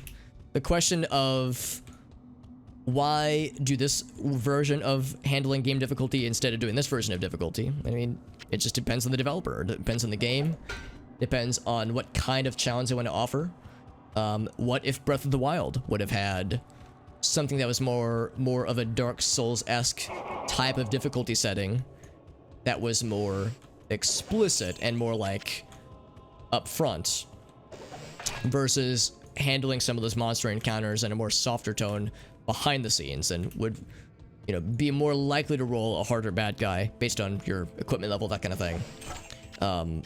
Yeah, there's a question, and I don't think there's an answer that any of us can give, because that it just depends on how the rest of the game is made, or like what the design philosophy is.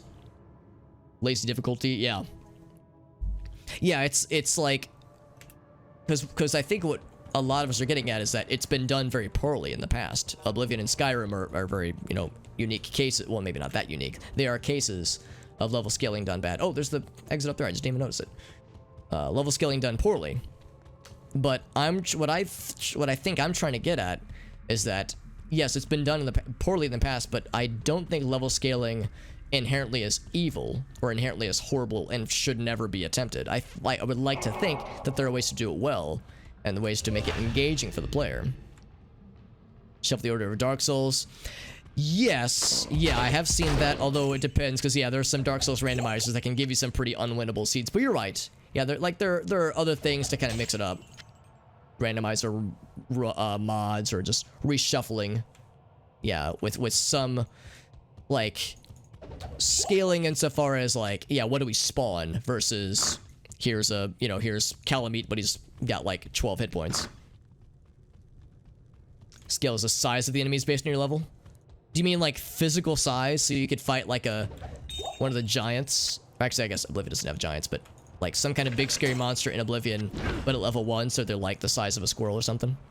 Cream soda, yeah, I'm very much a cream soda guy. Took me a while to get around to trying it, but once I figured out that it existed, I was like, holy shit, this is incredible.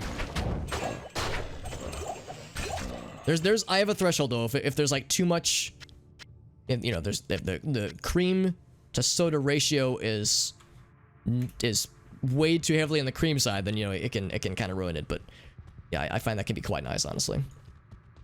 Randomizers, yeah, exactly. The ones you meet earlier on are weak. Oh, okay, interesting. So yeah, it actually does scale the monsters' stats. Oh, because I was thinking it would just throw you less strong monsters at the beginning, as opposed to giving you monsters that, like, they were the same monsters, but, you know, their stats were altered. But I guess when it's a randomizer, that's a little bit different, because that's, you know, it's a fan mod or like a fan creation, as opposed to designing a game up from the ground up with it like kind of baked into the difficulty settings. Not really about wandering around. Yeah, exactly. Yeah, they're just very different kinds of games. I mean, there's an element of exploration in Dark Souls and discovery, but that exploration and like the I wouldn't say it's a loot treadmill. Obviously, it's not like Diablo or anything where it's like the main point is to find gear. But I mean, yeah, exploration is such a, I mean, it's just an open world game. Dark Souls is not open world. Or if we're saying Dark Souls is open world, it's like a different flavor of open worldness.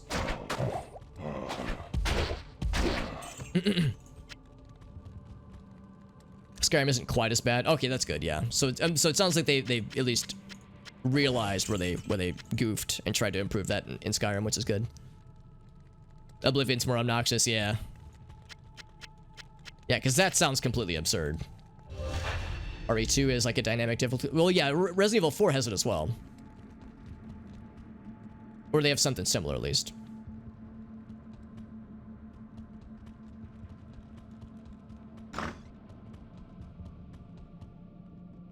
Oh, well, it sounds like the Resident Evil 2 instance is different then, because in Resident Evil 4, there was, I guess you would say it's difficulty scaling, but it's not based on how much stuff you have, or how much, well, maybe it is. My understanding is that in the case of Resident Evil 4, it's not based on how much stuff you have, or it's based less on how much stuff. It's more based on how are you doing? Like, how are you dying a lot? Is there a certain area that you're dying frequently? And then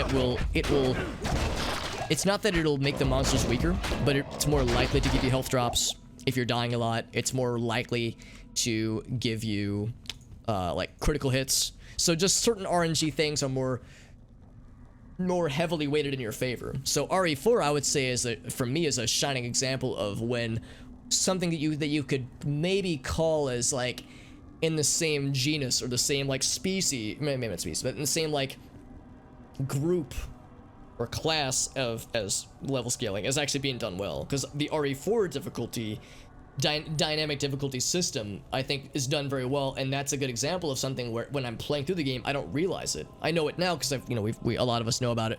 We've read articles about it. It's like the whole RE4 level scaling thing that's out of the bag. But the first time I played it, I had no idea. If I was getting my ass kicked by a boss or by a certain area and I just happened to get more lucky with item drops, it didn't feel like the game was bending over backwards to make it easy for me. It felt like I was just getting, better luck, and that was giving me the edge I needed to get past the part I was stuck on. Because I think that's an instance of a developer saying, we want people to play through our game, and we want them to have a challenge, but we don't want them to just struggle forever.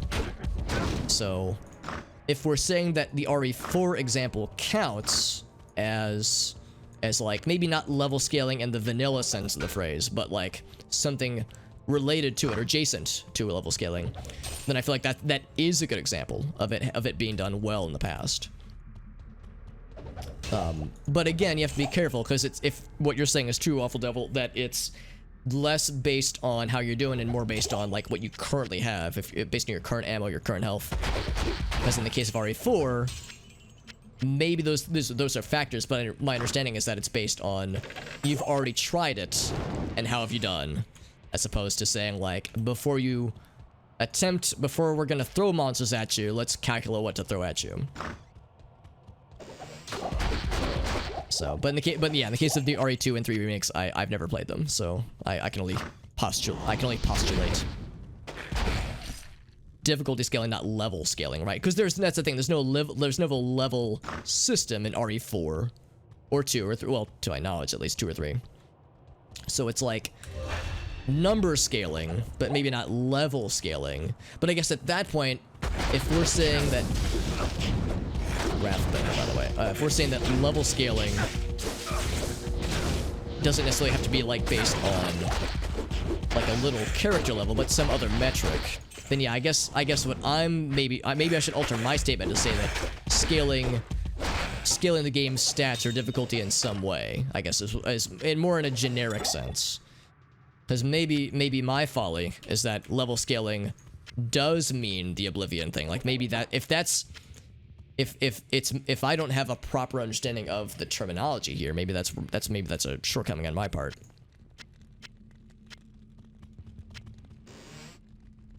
The randomizer enable scaling, yeah, it's an option. Well, that's nice too. That it's something that you're given some control over. Something that's taken care of by difficulty settings. I mean, I don't know what to tell you, Awful Devil. I mean, it just depends on the game. It depends on the developer and what kind of vibe they want to go for. I think if you're saying why waste time on this, then development time, or why waste code on it, then you could ask that for literally anything in a video game, and for features that you may not be a huge fan of or that you feel have been done incorrectly. So it's like, yeah, I don't know what to tell you. I can't really speak for these games. I can't speak for why Resident Evil 4 went for that option for difficulty versus like trying a more standard difficulty setting. I think there are difficulty settings in RE4. I don't know. I think it's just normal mode and hard mode or something like that. I don't think that there, well, crap, maybe I can't remember actually. I can't remember off the top of my head if there are standard difficulties. I know there's a difficulty mode you don't unlock until after you really beat the game. Doom Growler, by the way. But I see RE4 as a good example of this, of something where I feel like it was done well. Grey Crawler the Hungry. So I just smacked the shit out of him. Where'd our buddy go? Oh, he's stuck on the wall over here or something. Yeah, he's somehow teleported to this room. Oblivion's pretty. Yeah, it's like we keep coming back to Oblivion. It sounds like Oblivion's just a bad. It's just like they just didn't do it well. And I don't think anyone is doubting this. I don't think anybody is saying, well, Oblivion is that bad. It seems like everyone's like, yeah, Oblivion kind of fucked up.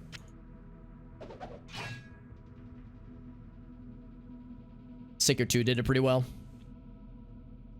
Yeah, I feel a little bad. This is a conversation that I find engaging, but there's so few games that I've played. Would rather have it fixed for the most part. Yeah, so it's like, and I think that's understandable too, to say that it's been done, poorly in a lot of cases. So it's, so I'm personally not a fan of it. I don't think that's an unfair statement. But I feel like I feel like I kind of bristle with the notion that it's bad forever and should never be attempted, and it's just a waste of everyone's time. I like to think that finding new ways to challenge the player seems like a nice idea, at least. It seems like I like the idea of trying to find new ways to keep things engaging. I mean, obviously, this whole conversation is just all subjective. There's no there's nobody, hopefully nobody's saying this is objectively good, this is objectively bad. But for me, I like it when a game surprises me with some kind of challenge that's not just bad guy has more health or bad guy does more damage, but something else to throw a wrench into my works. If it's easy on normal mode, then this dynamic scaling is fine. Well, that's the thing. I with RE4, maybe I didn't make it very clear, but the whole point behind the RE4 of the difficulty scaling, and we have to acknowledge that if we're talking about difficulty scaling now, there's an argument to say that these are two different things. I like to think that difficulty scaling and level scaling are adjacent to each other, but we have to acknowledge that this is kind of getting into a different category here. But the whole case of the RE4 thing, it was done in such a way where it's not holding your hand, where it's not making it obvious that the game is giving you a slight edge, that it's instead trying to say like, yo, here the player is struggling with something and they're getting their ass kicked by this boss or this mob. Let's not, make the game a walk in the park easier, but let's give them a slightly stronger or greater likelihood of finding things that are more to their liking. So healing items, or greater likelihood of critical hits, that kind of stuff. Headshots, actually knocking bad guys down. Things that are RNG dependent are now a little bit more in your favor for like, that encounter and that encounter alone. Then it resets when you cross that threshold. So again, this is subjective, but I see RE4 is doing a good job of that. It's not hand-holding. It's giving a player who's struggling a little bit of a lifeline, but it's not like, yo, we're just gonna have you one-shot these bad guys now. Like, you still have to put in the work, but it feels less bullshit. Because that feeling of bullshit is what causes players to put the controller down and not play again. We were talking about how in Fear, when I was playing through that game, that somebody was saying that, yeah, they couldn't get past a certain chapter and they just put the game down. It's like, yeah, I'm not playing this game anymore. So it's like, I think that's something that a lot of devs look at and are like, okay, well, how do we like encourage someone to finish our games without breaking the integrity of like the difficulty that's kind of built into it? If you're gonna scale stuff, then why not experience? Why have experience levels? Right, yeah, because that's exactly it. If we're saying that Breath of the Wild has level scaling, Breath of the Wild doesn't have levels, it doesn't have experience, but you have like inventory things that you have like, you know, your weapons you're finding, your shields you're finding, so that increases your damage output. But yeah, it's like you have a longsword that does 10 damage, it will always do 10 damage, you know, regardless. So that's like an example of, yeah, where it's like it's not really an RPG. I guess you could kind of say it's an RPG, but it's mostly not an RPG, and yeah, there's no experience, no levels, so to speak. So it's not level scaling in the standard sense, but it is scaling encounters based on your quote-unquote inventory level or something.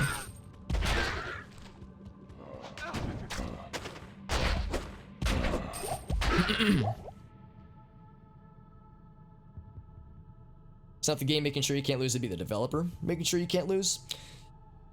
Well, I mean, I think losing is fine. It's just a matter of, like, well, if we're talking about the RE4 thing, like in the case of, like, seeing that as an example of, like, they're trying to make the game feel less bullshit. I think that's like them not saying that, you know, it's bad to lose. It's just it can be frustrating to lose constantly and just not feel like you're getting anything out of it. If it's just a brick wall, getting walled by it, comes down to what developer finds is important. Yeah.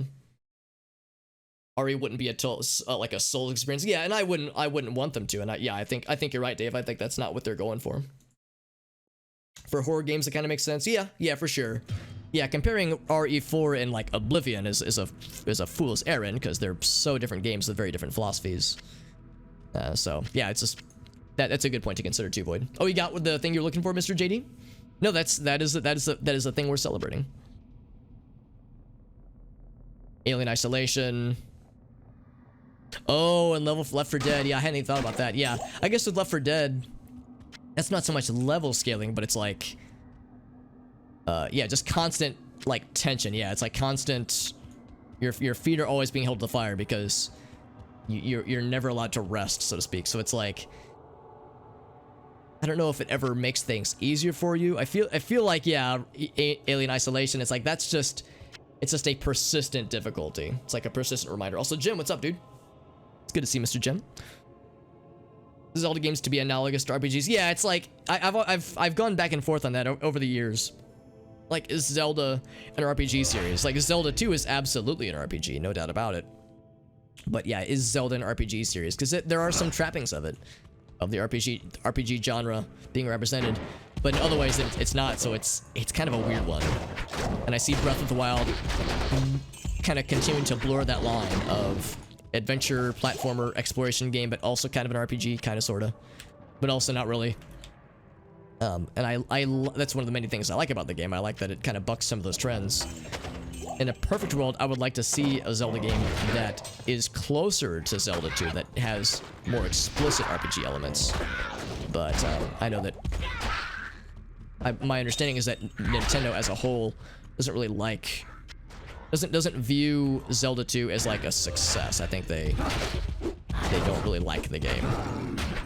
Which might sound strange, but yeah, my understanding is that, oh god, we're gonna lose our buddy. Oh, I was gonna go feed him a potion, but then Andar will just spank his booty hole. We should be fine. I'll keep an eye on my health and my mana, obviously. Just yet to hit us. Oh, there it goes.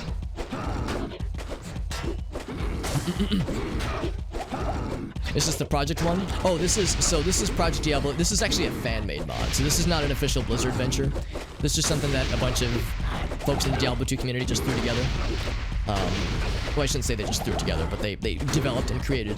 So it's fan-made. There have been several rebalances that have been done to Diablo 3. Because to your point, Jim, yeah, Diablo 3 was pretty rough when it first launched. And it certainly got better. That's what I'm doing. Oh, hard to hit. Maybe I need to do like the charge attacks more often. Because that's not a guaranteed hit, but it seems like it's a better likelihood of hits. There we go, now we're doing a little bit more damage. Maybe I could have stood to buff my poison resistance a bit more. I realize I might have done myself a disservice by not boosting them numbers at all. But I think we'll be okay. We might use just about all of our healing potions, but I'm okay with that. So I'll be half them.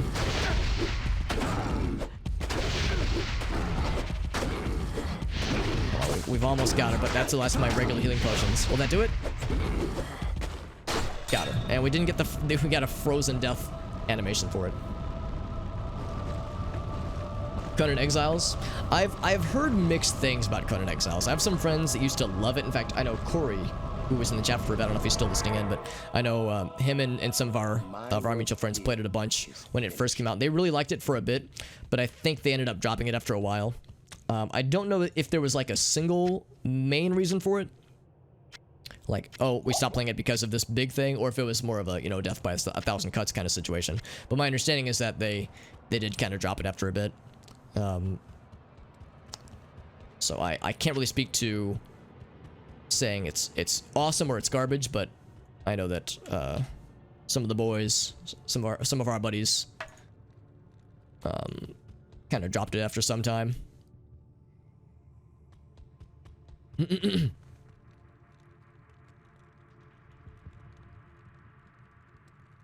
So there's maybe a different one. Yeah, because I know there's been a number of other fairly big Diablo 2 mods that have come out over the years. I think the one that you might be thinking of might be Path of Diablo. I know Path of Diablo I can't carry anymore.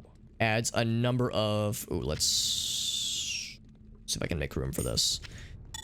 I haven't played Path of Diablo, but my understanding is that, yeah, it adds in a lot of conveniences and features that, as you can imagine based on the name, borrow very heavily... I shouldn't say borrow heavily, but are influenced by Path of Exile. There we go, we got it. And I think it's mostly like a set of convenient changes. I don't think it's like a game rebalancing or like a reworking of it necessarily. But I think it's like just some quality of life changes that were added into the game. So I don't know how much of that would have necessarily been based on Diablo 3, like issues with Diablo 3. But definitely trying to bring in some Path of Exile isms into this game, for better or for worse.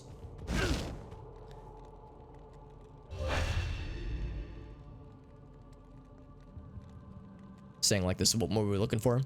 Yeah, I'm not sure about Diablo 2 mods necessarily. I mean, maybe it's Path of Exile. Maybe there are more changes than I'm aware of that with Path of Exile. Or I'm sorry, Path of Diablo. Because I was thinking Path of Diablo was like mostly quality of life changes, not like a significant, more like an overhaul kind of deal. Also, I have no room, so I will come back to that in a second. I'm gonna find some extra potions and whatnot, although we could just buy more, so I don't really have to scrounge for them necessarily.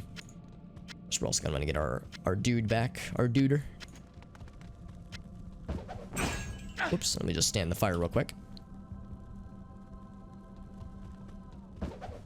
Yeah, I know that there have been other Diablo 2 mods that I've yet to play. There's one called Diablo XL or XR or something like that. I can't remember exactly, but that one is more of a like reworking of the game. It's like completely different skills, completely different enemies, different stats, there's like different weapons. There's like guns now, like blunderbusses and like flintlock pistols, that kind of stuff. Completely different game, for better or for worse. And of course I haven't played it, but I know that there are instances like that that are much more varied. Has some magic skills. It's pretty cool. If I was on Amazon, I would love that. Path of Exile was a shove towards Blizzard. I thought Path of Exile existed before Diablo 3, though. I mean, it probably got pretty popular in response to Diablo 3's botched launch, so that wouldn't shock me. But no, I think if we're saying that Path of Diablo might have been made in response to it, wouldn't shock me. But I think, yeah, Path of Exile, the game, yeah, that I'm pretty sure would have predated most of this. But yeah, it definitely got more popular. I mean, I would imagine that between Path of Exile and Torchlight 2, those were some pretty significant and pretty successful competition, like games that were considered kind of competition to Diablo 3. That's more aligned to what people were hoping for. And I like Torchlight 2. I've played it all the way through. We played it with Corey a few years ago, which was cool. I've yet to play. I've played a bit of Path of Exile over the years. I was wondering if I want to like look at that for our barbarian friend, but I don't think I do. I think it's not going to be very good. Oh, that's not very good either. Yeah, these drops are not the bestest. These boots aren't bad, actually. What's our... Oh, right, he's dead. I gotta resurrect him. Yes? What boots do you have right now? Fast rate recovery. Of course, less defense, but you've got really good defense armor. So decent resistances. Dexterity. I really, all this has is defense. This has half freeze duration. Yeah, nah, we'll stick with what he has. Hey, what's up, Irossi? Path of Exile was a year. Oh, it was. Damn. Okay, yeah. Thank you for looking that up then, because now in my head I thought it was out at least a little bit sooner. Ah, Druid only. Dang it, dude. That's a cool amulet. Of course, ours is much more important. Well, much more useful. Really good cold resist.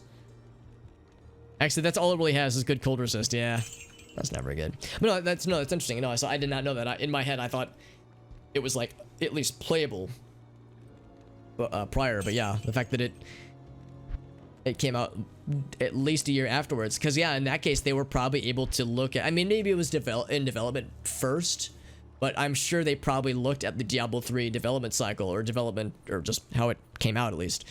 The end result of the Diablo 1.0 release, and they were like, how can we distance ourselves from this, or what lessons can we learn to, avoid the suck? Because, to put it plainly, yeah, Diablo 3 when it launched was in a rough state. I guess on a technical level it was mostly fine, save server issues, but just the way it was balanced was just not good. Just was a not good experience for most folks. So I've got a few things there. Warhammer 40k Inquisitor. I've actually, the only Warhammer game I've played is Vermintide 1, which I liked a lot. It's a very cool game, and I've heard Vermintide 2 is even better. But I know Vermintide is in the Warhammer Fantasy universe as opposed to Warhammer 40k. So I've never played any of the 40k games at all. I've heard Inquisitor's pretty cool though. You were in the OG closed beta, Iros. That's so cool. So you were in the ground floor of Path of Exile. That's so cool, Iros. Yeah. Vermintide's good. Yeah, it's a fun game. What can I do for you? I've yet to play 2, and I've heard 2 is pretty solid. And I mean, it's more of what you would expect. It's more, Vermintide action, but I've heard the things they add into the game are pretty nice. Is that it? Yeah, so not a lot of drops for Andariel. Go and take the caravan. In fact, yeah, we'll do that. Good day. That now. Let's watch the cutscene. Space Marine's good? Yeah, I've heard Space Marine's pretty cool. Is Space Marine the one that's like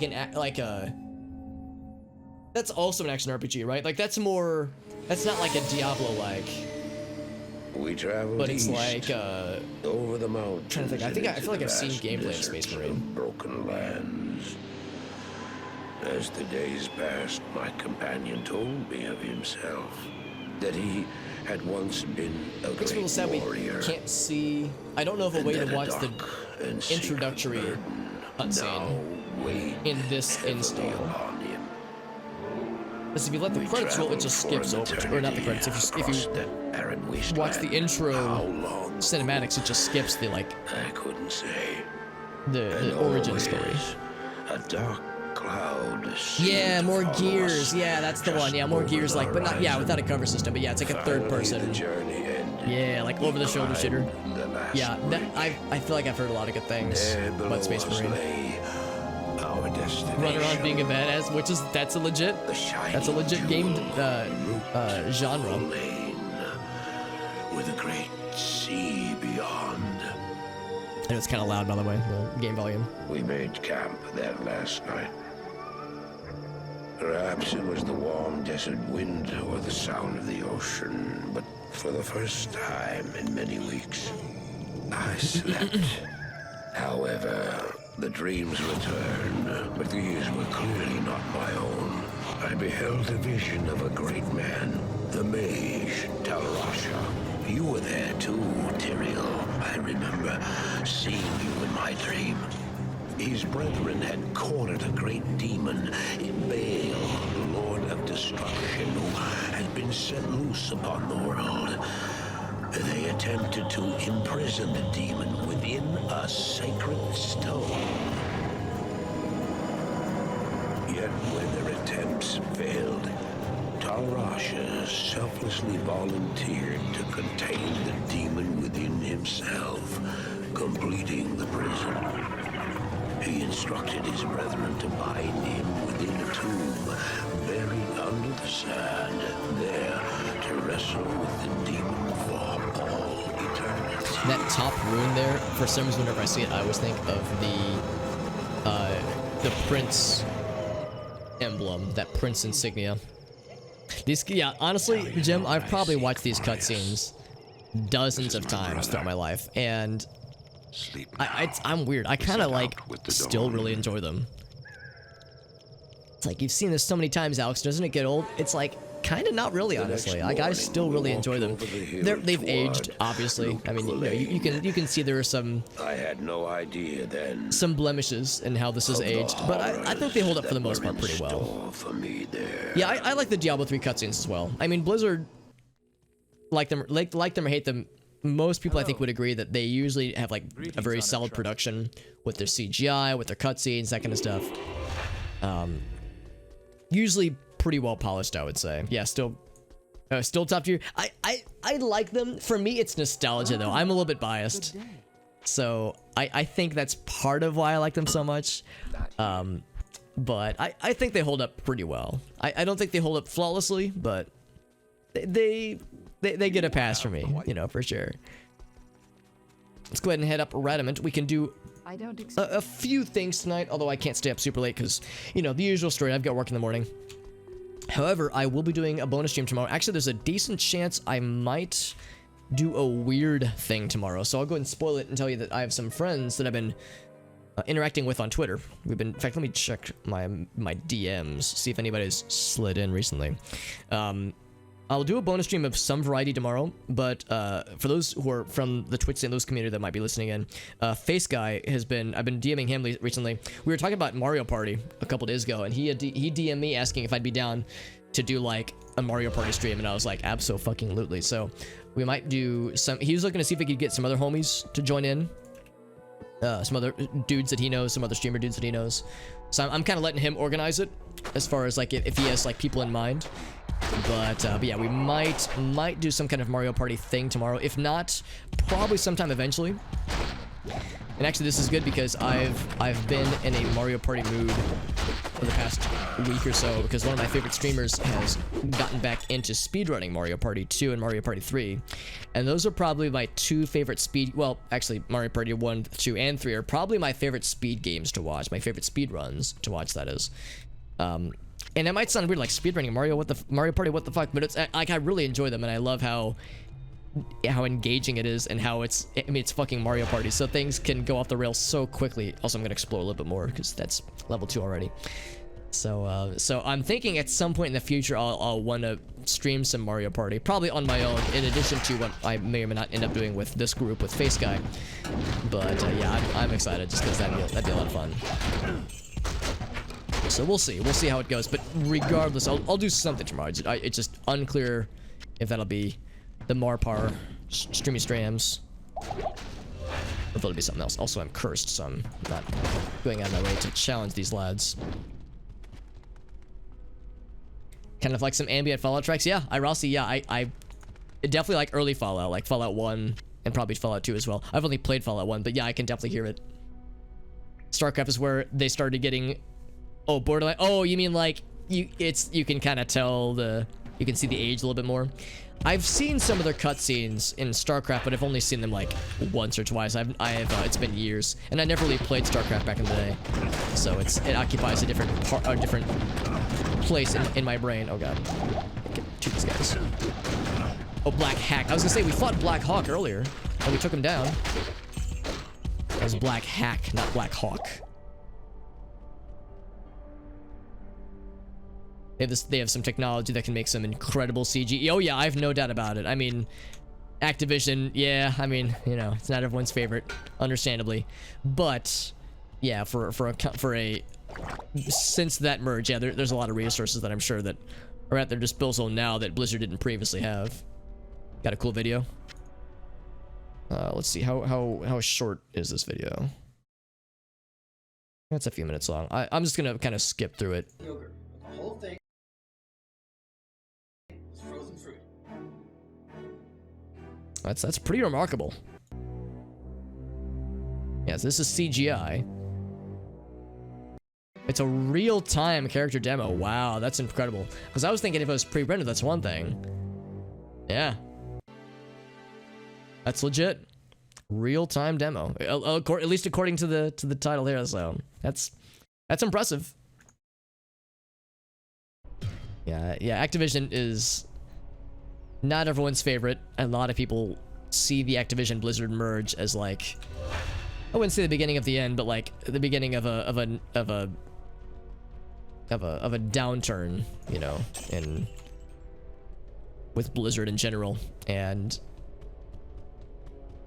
some of their choices that they've made, business decisions, some of the directions they've gone with certain games, Diablo 3. So I know that sometimes you'll have a hard time finding a Blizzard fan that will say anything good about Activision, but at least that is pretty legit. That video is pretty impressive. Some corporate overlords, yeah. I mean, yeah, Activision, EA, Ubisoft, Nintendo, at least to a degree. I mean, yeah, it's like, it's just how it goes. These large publisher or developer, publisher/developers. When a company gets large enough, it's almost guaranteed to turn shitty, because then it's less about like how do we make a good thing and more about how do we keep our shareholders happy. How do we keep, you know, constant growth, you know, more than linear growth, you know. It's like gotta give gotta make sure that for our investors that for our shareholders rather, that they're getting their investments worth. So it's just how it goes. It's frustrating. That's how it's got to be. But it'll probably always be that way when it comes to like big developers and publishers. It's that relationship between, you know, making games and keeping shareholders happy. Yeah, it's just how it's gonna be. It's a bummer. Oops, just walked into the poison. I kind of want to keep exploring, but I also realize it's getting kind of late, and I do want to fight Radament before the night is through, before it gets too late, rather. So I think I'll probably go ahead and double back. Oh, let me just run into this guy real quick. There we go. Fought a few of those archer groups, and they were pretty spicy.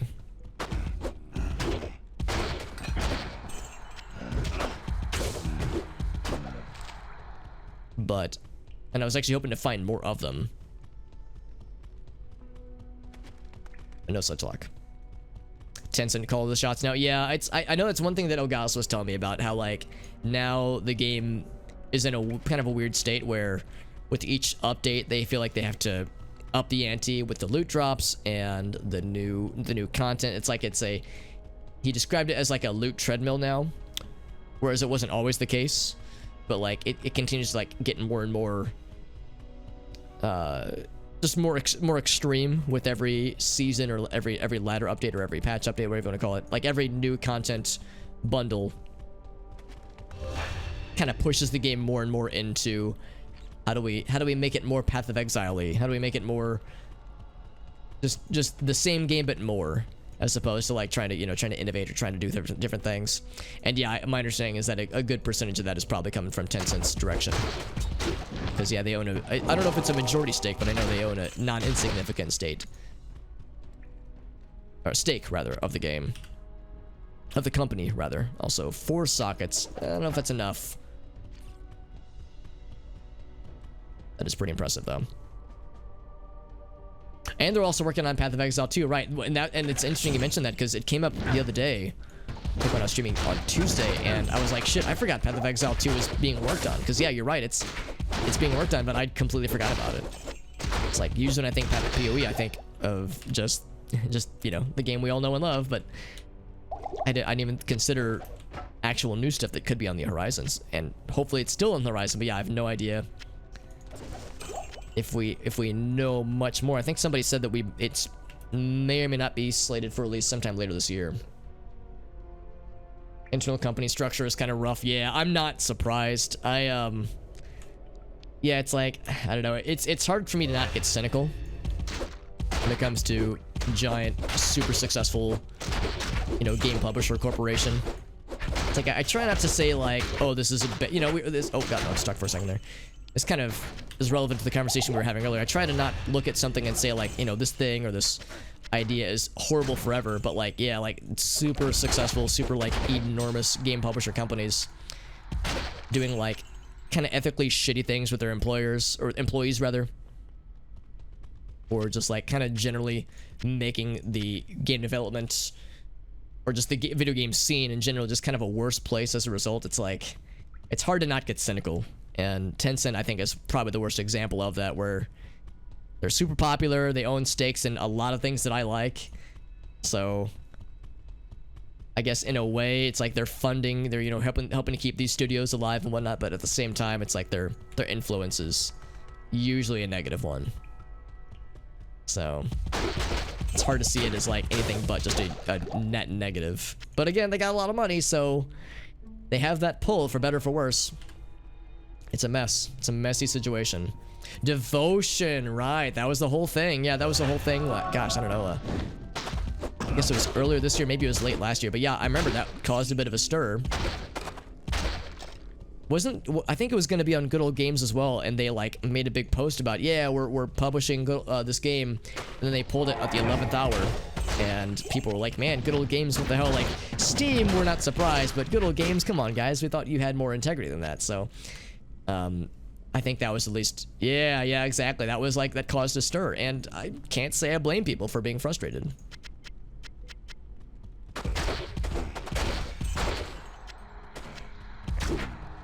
Yeah, shit gets messy, man. Shit gets messy when a lot of money is trading hands. Investors have to be kept happy. Let's be honest, man. A lot of, well, I shouldn't assume. I would. This is my cynicism coming out, so take this with a grain of salt. But it would not shock me if a lot of the people or individuals or companies that invested into Tencent or Ubisoft or Activision, you know, these places, these companies that are that rely on shareholders, you know, and investors to push them forward. It's like, how many of these individuals or companies actually care about games? Like, or are they just looking to make money? And yeah, I get it. It's like, you know, it's a capitalist society. That's just how it is. But it's like, my cynical side comes out and says, like, do they really care about this media, about this entertainment form? Arguably, I'm gonna go out and say it, or about this art form. And I would not be surprised if most just saw it as an opportunistic money grab. It's like, oh, how do I make money off this? Because games make money now. I mean, shit's popping off more so than ever. So I get why it has that draw, but it's just a bummer when it feels like the people at the top don't have the industry's best interests in mind. So again, just cynical Alex is just running wild right now. Push back to late 2022. Okay, cool. Path of you think Diablo 4 you're feeling better about? I am really curious to see what they do with Path of Exile 2. I've mentioned before I'm not really a huge Path of Exile guy, so I'm, you know, kind of on the outside looking in. I'd just be more curious to see what they can do to differentiate themselves from what will, you know, what will end up happening with Diablo 4. Because this kind of puts Path of Exile, or whatever the developer name is, into a similar position to when Path of Exile 1 was developed. Because, you know, with 1 being in development when Diablo 3 came out, they were able to, like, see how that went and be like, what lessons can we learn, or, you know, things that we can take from this, and how do we capitalize on our competitors' shortfalls.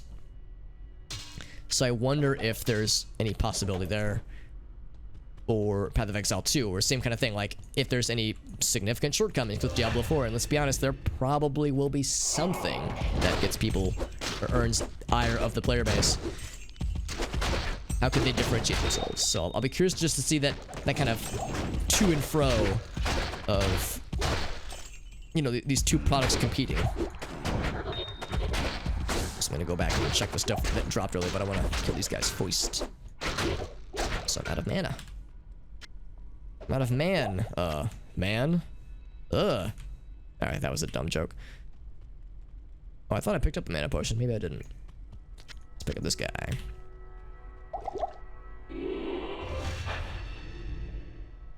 Diablo 2 and not doing Necromancer. Yeah, no, that's the thing. I love Necromancer. Necromancer is actually my favorite class by a pretty wide margin in this game. The reason I'm not playing Necromancer right now is because the last time I played Diablo 2, which was a year ago, we did a hardcore Necromancer playthrough, and it was so fun. The thing with Necromancers is that they're very, very slow. You know, well, I guess I should clarify. The kind of Necromancers I make are slow because I make Summon Mancers. And I like being the Mr. Bones, the skeleton lord, the skeletal master. So I love having lots of summons, but it's very slow, and I love it. But yeah, it's like it's good for me to mix it up, especially if I'm playing a mod that I've never played for a game like this. This is something that has a lot of unfamiliarness to it. So it's like if I'm doing something new, I guess I might as well go all in on something that's relatively unfamiliar. Although I would say Paladins are actually probably my second favorite, so it's not that unfamiliar. But definitely a mixing it up from the previous playthrough. 10 years ahead of both games, yeah. Times have changed. That's a very good point, yeah. Because Diablo 3 was 2012, I think? Was it 2011? Maybe it was 2011, actually. And Path of Exile would have been 2012 or 2013, so yeah. If they'll add Battle Royale mode, that's a very good point.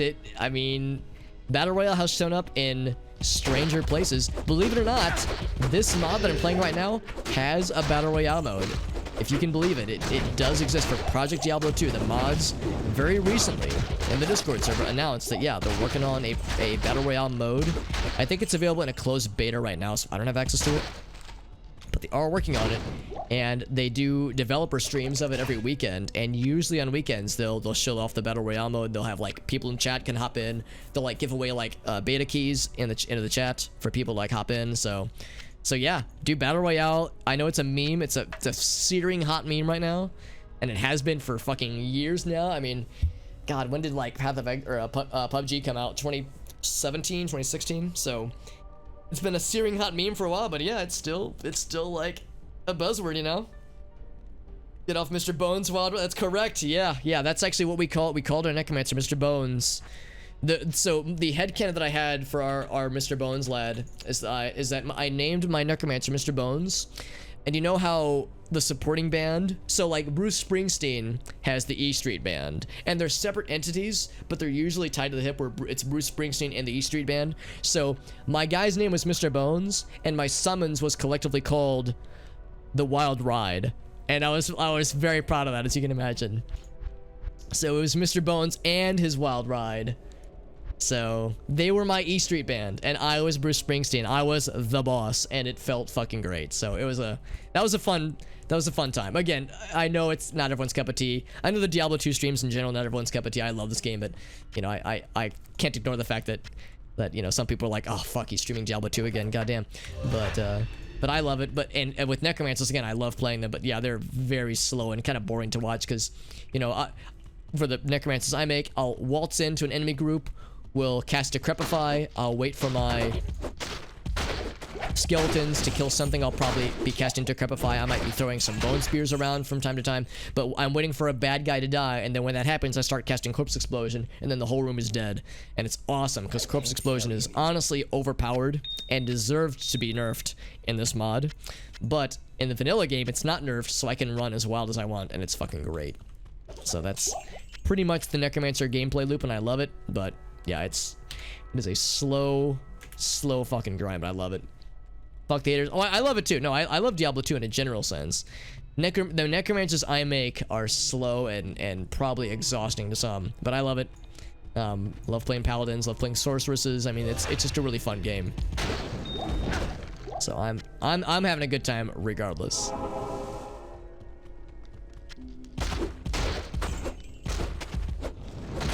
And Radament, I think, is fairly soon, is somewhat soon approaching. We'll know we found him once skeletons start to, or undead things start to stand back up after we've killed them. It's probably not happening yet, though. Like, let's organize a little bit better. There we go. Well, my dude up here is fighting things, and I'm just sitting here and taking all the credit. New Tal rune. Which is not that exciting. We have so many of these things anyway. But sure, I'll take it. I'm never gonna say no to a free rune when we can just stack them forever. Although I think there was a max stack size. Once we reach 50, I suppose, then we'll have to start reeling it in a little bit. Nothing else there. I hear more sword happenings, more sword swings happening. So yeah, there's more skeleton friends. Ceremonial spear. That's for Amazons only, I believe. That's the original one? Yeah, Mr. Bones. That's a fun meme. And actually, pursuant to the discussion of Mr. Bones, I've mentioned that I've been in a Mario Party mood lately. I've also been in a RimWorld mood lately, and that'll probably be the next major thing that I stream after the Diablo 2 stuff is done, which probably will go on for another few weeks. I would say Diablo 2 at the rate we're going. We'll go on for another week or two, probably at least. But once that's done, the next big thing I'll be doing is RimWorld. But then after that, and granted, RimWorld will take a while, because for one thing, it's one of those games that can take forever to beat. And I will be adding a lot of mods to my RimWorld experience, so it's gonna get weird. Hopefully fun weird, but it will get weird because I'll have a lot of mods. The game will probably be a lot harder, and I'll probably have some false starts where we'll start a base and it'll, you know, go up in flames eventually. But after we get our fair share of RimWorld, I might do some open RCT, or rather Roller Coaster Tycoon 2, 1 and 2, fairly soon after that. For those who don't know, our Open RCT 2 is a fan-made community mod. You're probably seeing a common thread to all this. Open RCT 2 is a community fan mod that packages Roller Coaster Tycoon 1 and 2 together in a Windows 10 friendly environment with widescreen resolutions, all that kind of stuff. It doesn't really add or change a lot of stuff, but it does add in some nifty plugins. And there's one plugin I want to play with that I'm really excited about that allows you to name or have the game automatically name guests after chat members or chat, yeah, people in your chat, which is kind of cool. And there's some other cool stuff that happens, like if somebody subscribes, you might see a little like pop-up things that happens in the game. If somebody cheers after a certain amount, people will applause. And also, if you ban somebody from your chat and they're named and there's somebody in the game, a guest that's named after them, when you ban them, that guest person will explode and fucking die in the game. And granted, I rarely ever have had to ban anybody, so I'm not worried. But it's shit, that kind of shit is so fucking absurd. So the fact that there's some cool third-party plugins that are available, and just an excuse to play Roller Coaster Tycoon again, I could make my own Mr. Bones Wild Ride. So look at that, everybody wins. Also, what's going on, Mr. I shouldn't assume Mr., but thank you, Grand Kabalash, for joining in. Runes can be made to stack. Yeah, it's really nice. It's really, really nice because in this particular mod we're playing, yeah, runes and gems flawless and above can be stacked, and it's a thing of beauty. It's so damn nice. So yeah, this right now, this Tal rune is in its stackable form right now, and it's super freaking good. A RimWorld brothel? A Rim World, yes. Yeah, whenever I'm like assigning tasks for my RimWorld, people I always want to make the joke about. It's like, all right, I will assign this Rim job to this Rim person, to this Rim colonist or something. Open RCT 2, or just rather RCT. Yeah. Roller Coaster Tycoon is great, and I've definitely been in a Roller Coaster Tycoon mood over the past probably year, honestly, past year of my life. And yeah, it's something I'm excited to get back into. On stream even, because like I said, I feel like the stream possibilities there are really fun. Just, yeah, exactly, Dave. That's what I thought, like, you know, just to test it out, just see what it looks like, honestly, just because the Twitch plugins, the kind of plugins and stuff like that kind of stuff is neat. Honestly, even if it had none of that, I'm just excited to play the game in general. But yeah, that kind of shit is completely crazy. Also, we found a four-socketed thingy, a four-socketed hammer, but I think we've already looked at the rune words for four-socketed weapons, and we found there's nothing that I can really do with this right now, at least.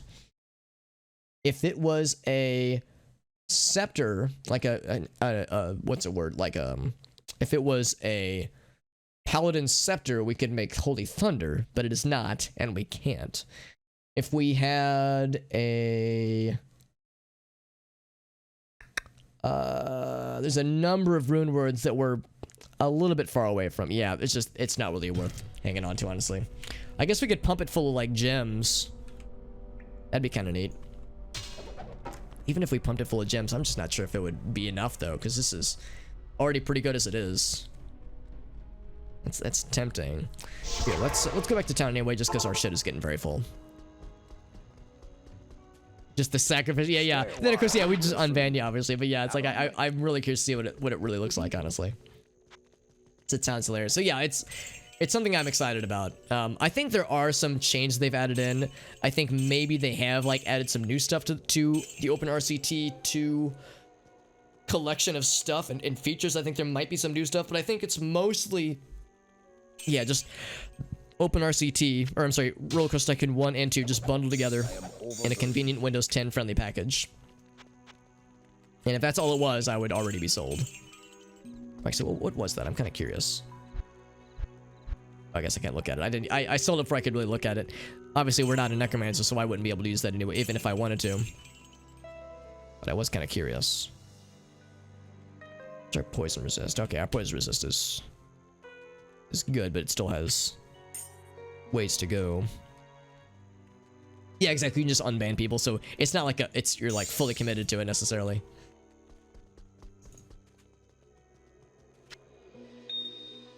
So we got 2 of those puppies, 3 of those puppies. Yeah, here we go. So yeah, we were talking earlier about with stackable runes. It's so nice because yeah, I've got 11 Tal runes. I've got 2 souls, 5 alms, 4 thoughts. Like, it's so nice just having the stacks you can just keep. You know, you can just keep in your stash without having to like take up a fuck ton of space otherwise. It's so convenient. I love it. Let's transmute some of these things down. Whoops. It's weird to me you have to use keys in this mod to level up runes and gems from flawless to perfect, at least. It's a weird requirement because it's not like keys are hard to come by. You can just buy them. I have 6 of these, 3 of these puppies. God damn. Shit is so weird. I love it. Yeah, like, we don't need keys to get that guy squared away.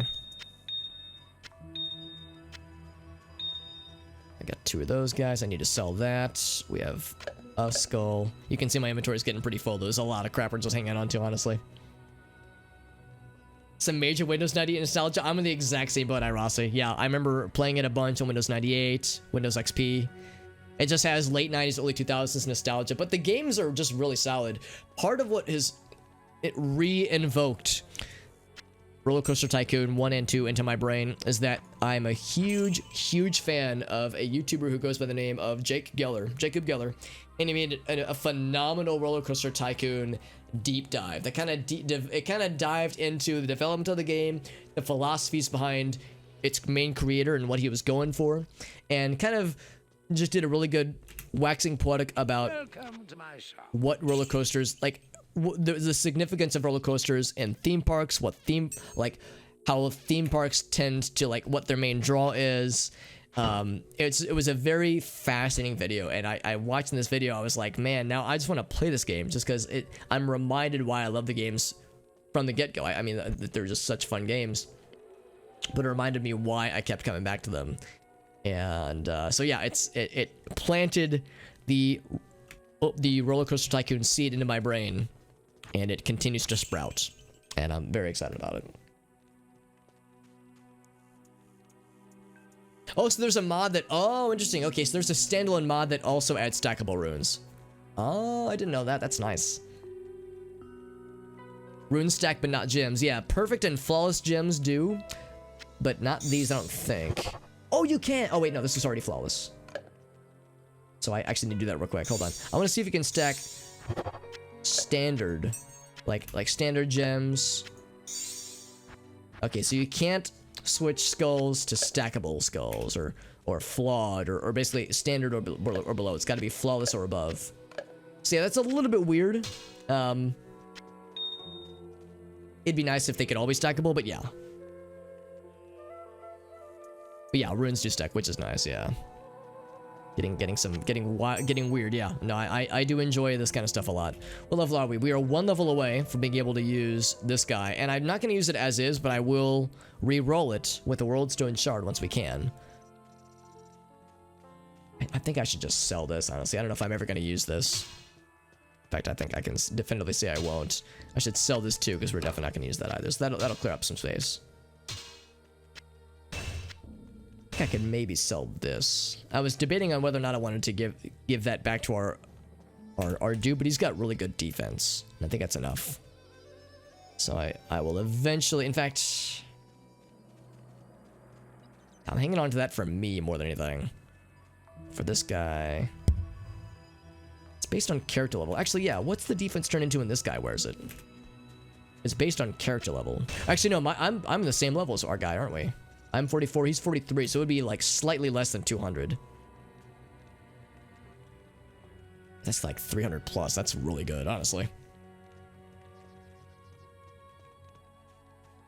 Makes everything with the same stats. Oh, interesting. Yeah, I don't mind that necessarily, but yeah, I would agree. Like, in some cases, I do like seeing the full picture a little bit more. I think we'll keep that for now. I'll sell the other things though. Yeah, that was strength, which now we have black in this battle hammer, which is a decent bit better. Strength is really good. Strength is a really good early rune word, but black is, for my money, an improvement.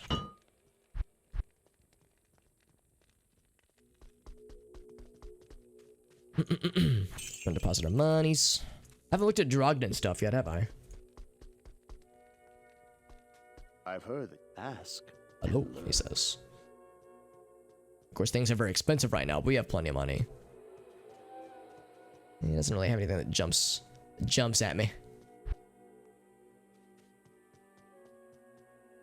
If you're really lucky, you can find Grim Helms and Grim Shields, which is the tier 2 Bone Helms and Bone Shields, which are really cool. Let's return. So there's that ceremonial spear. What's the Warfork? Oh, it's just the tier 2 Brenda stock, which is a so-so polearm. Yeah, we'll go ahead and knock out Radament, then that will be the end of the stream tonight, just because it is getting kind of late. I think we'll get fairly close. In fact, there he is. Wow, it's like he heard me. Just like I am fairly close. I'm right behind you. Oh, and he's susceptible to knockback, so I can just juggle his ass. Went that direction. Now let's go the other way. Oh, hold on. I'm trying to like line up a shot. Not that I was doing a ton of damage to him. There we go. Back the other way. Bop, bop, bop, bop, bop, bop, bop. This is great. But he has knockback. There we go. Yeah, I'm trying to like get this juggle action going. No, I don't want to get him in a corner though. I'm running to like knock him the other way. Shit. Ouch. There we go. There we go. Yeah, get him. Yeah. Bop, bop, bop, bop, bop, bop. Oh, that's so satisfying. I fucking love this. And he's fucking dead, yeah. Shit is completely ridiculous. Dude, his poison is kind of gnarly though. Goddamn. Poison's kind of fucking me right up. There we go. Granted, everything's dead, so it's fine. Cube recipes that give random. Oh, nice. I like that a lot, Grand Kabalish. That sounds impressive, Grand Kabalish. It sounds like you're a very well experienced or a mod developer for this game. Cause that sounds incredible. It sounds like it's a very Diablo-esque thing to add into it for a game like this at least. It's a very Diablo-esque idea of like a chance to add like some kind of new modifier or like a random bonus stat or something, some kind of like new thing to like a cube recipe or something. Now wait a second, isn't there supposed to be a? Oh wait, that's not until later. Oh wait, no, aren't they supposed to drop the staff? Oh wait, no, it's a scroll, right? We get the scroll that tells us about the cube. Yeah, so this is empty. Yeah, that's always meant to be empty. Yeah, the Staff of Kings isn't until Maggot Lair. Yeah, so never mind. I got my wires crossed. So there's this guy. It'll sell for some money, but it's not worth, not that fancy, obviously. It's good to see you, Bum Rocky. Level 21. Oh, nice. What was the good RNG that you got? Was it like a sick drop? Doing it for a while. That's still pretty cool though, Grand Kabalish. I mean, it sounds like this idea you have right now sounds really incredible. So I would say, you know, once you have it to a point that you feel satisfied about it, I would be very curious to hear, just because it sounds awesome.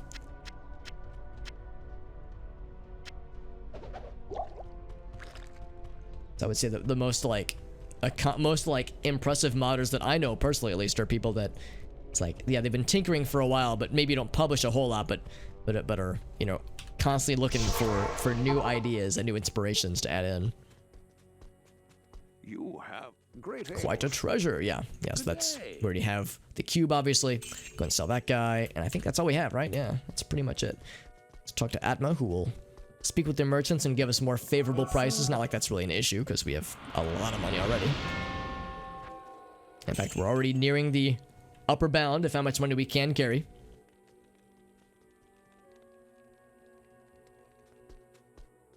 Yeah, I'd be very curious, Grand Kabalash. I'd be curious to hear like what kinds of cool stuff you end up making. Because I mean, I'm really enjoying what we have right here with Project Diablo 2. I'm really enjoying it. And Chris, I recognize this is like a lot of stuff. This mod is very, very ambitious, and it was a whole team of people, developers, artists. Like, you know, this was not just one dude or dudette who is highly ambitious. This was a whole deal. But even on like the smaller scale, yeah, I'd be really curious to see like other kinds of cool stuffs. Oh, you found enough to make Malice, Bumrocky? That's nice. Yeah, Malice is cool. I came close to making Malice in Act 4, but then I decided against it because I think by the time I got to Act 4, it wasn't really worth. But yeah, Malice can absolutely slay in Acts 1 and 2. Manga about a guy who can use... Oh, really? Oh, interesting. And okay, yeah. Huh, no, I haven't heard about this, Jim. That sounds fascinating. Knocking shit down with... Yeah, Zeal is pretty sweet. Zeal, for a long time, was my go-to for Paladins. I would say I lean more into Vengeance now. At least for late game, but early game, yeah, Zeal is just so freaking fun. Great crowd control, especially like for vanilla Diablo 2. I feel like in this mod, crowd control is made a lot easier with the melee attack deal splash damage thing now, which is so nice. But yeah, in vanilla Diablo 2, Zeal is practically indispensable at early levels. 49, yeah, we get some all resistance shields. That's actually not half bad. Plus 19 all resistances, that's not horrible. Stanking gold, oh yeah. Yeah, that's so much nicer as opposed to having to click each individual one for like gold piles and that kind of stuff.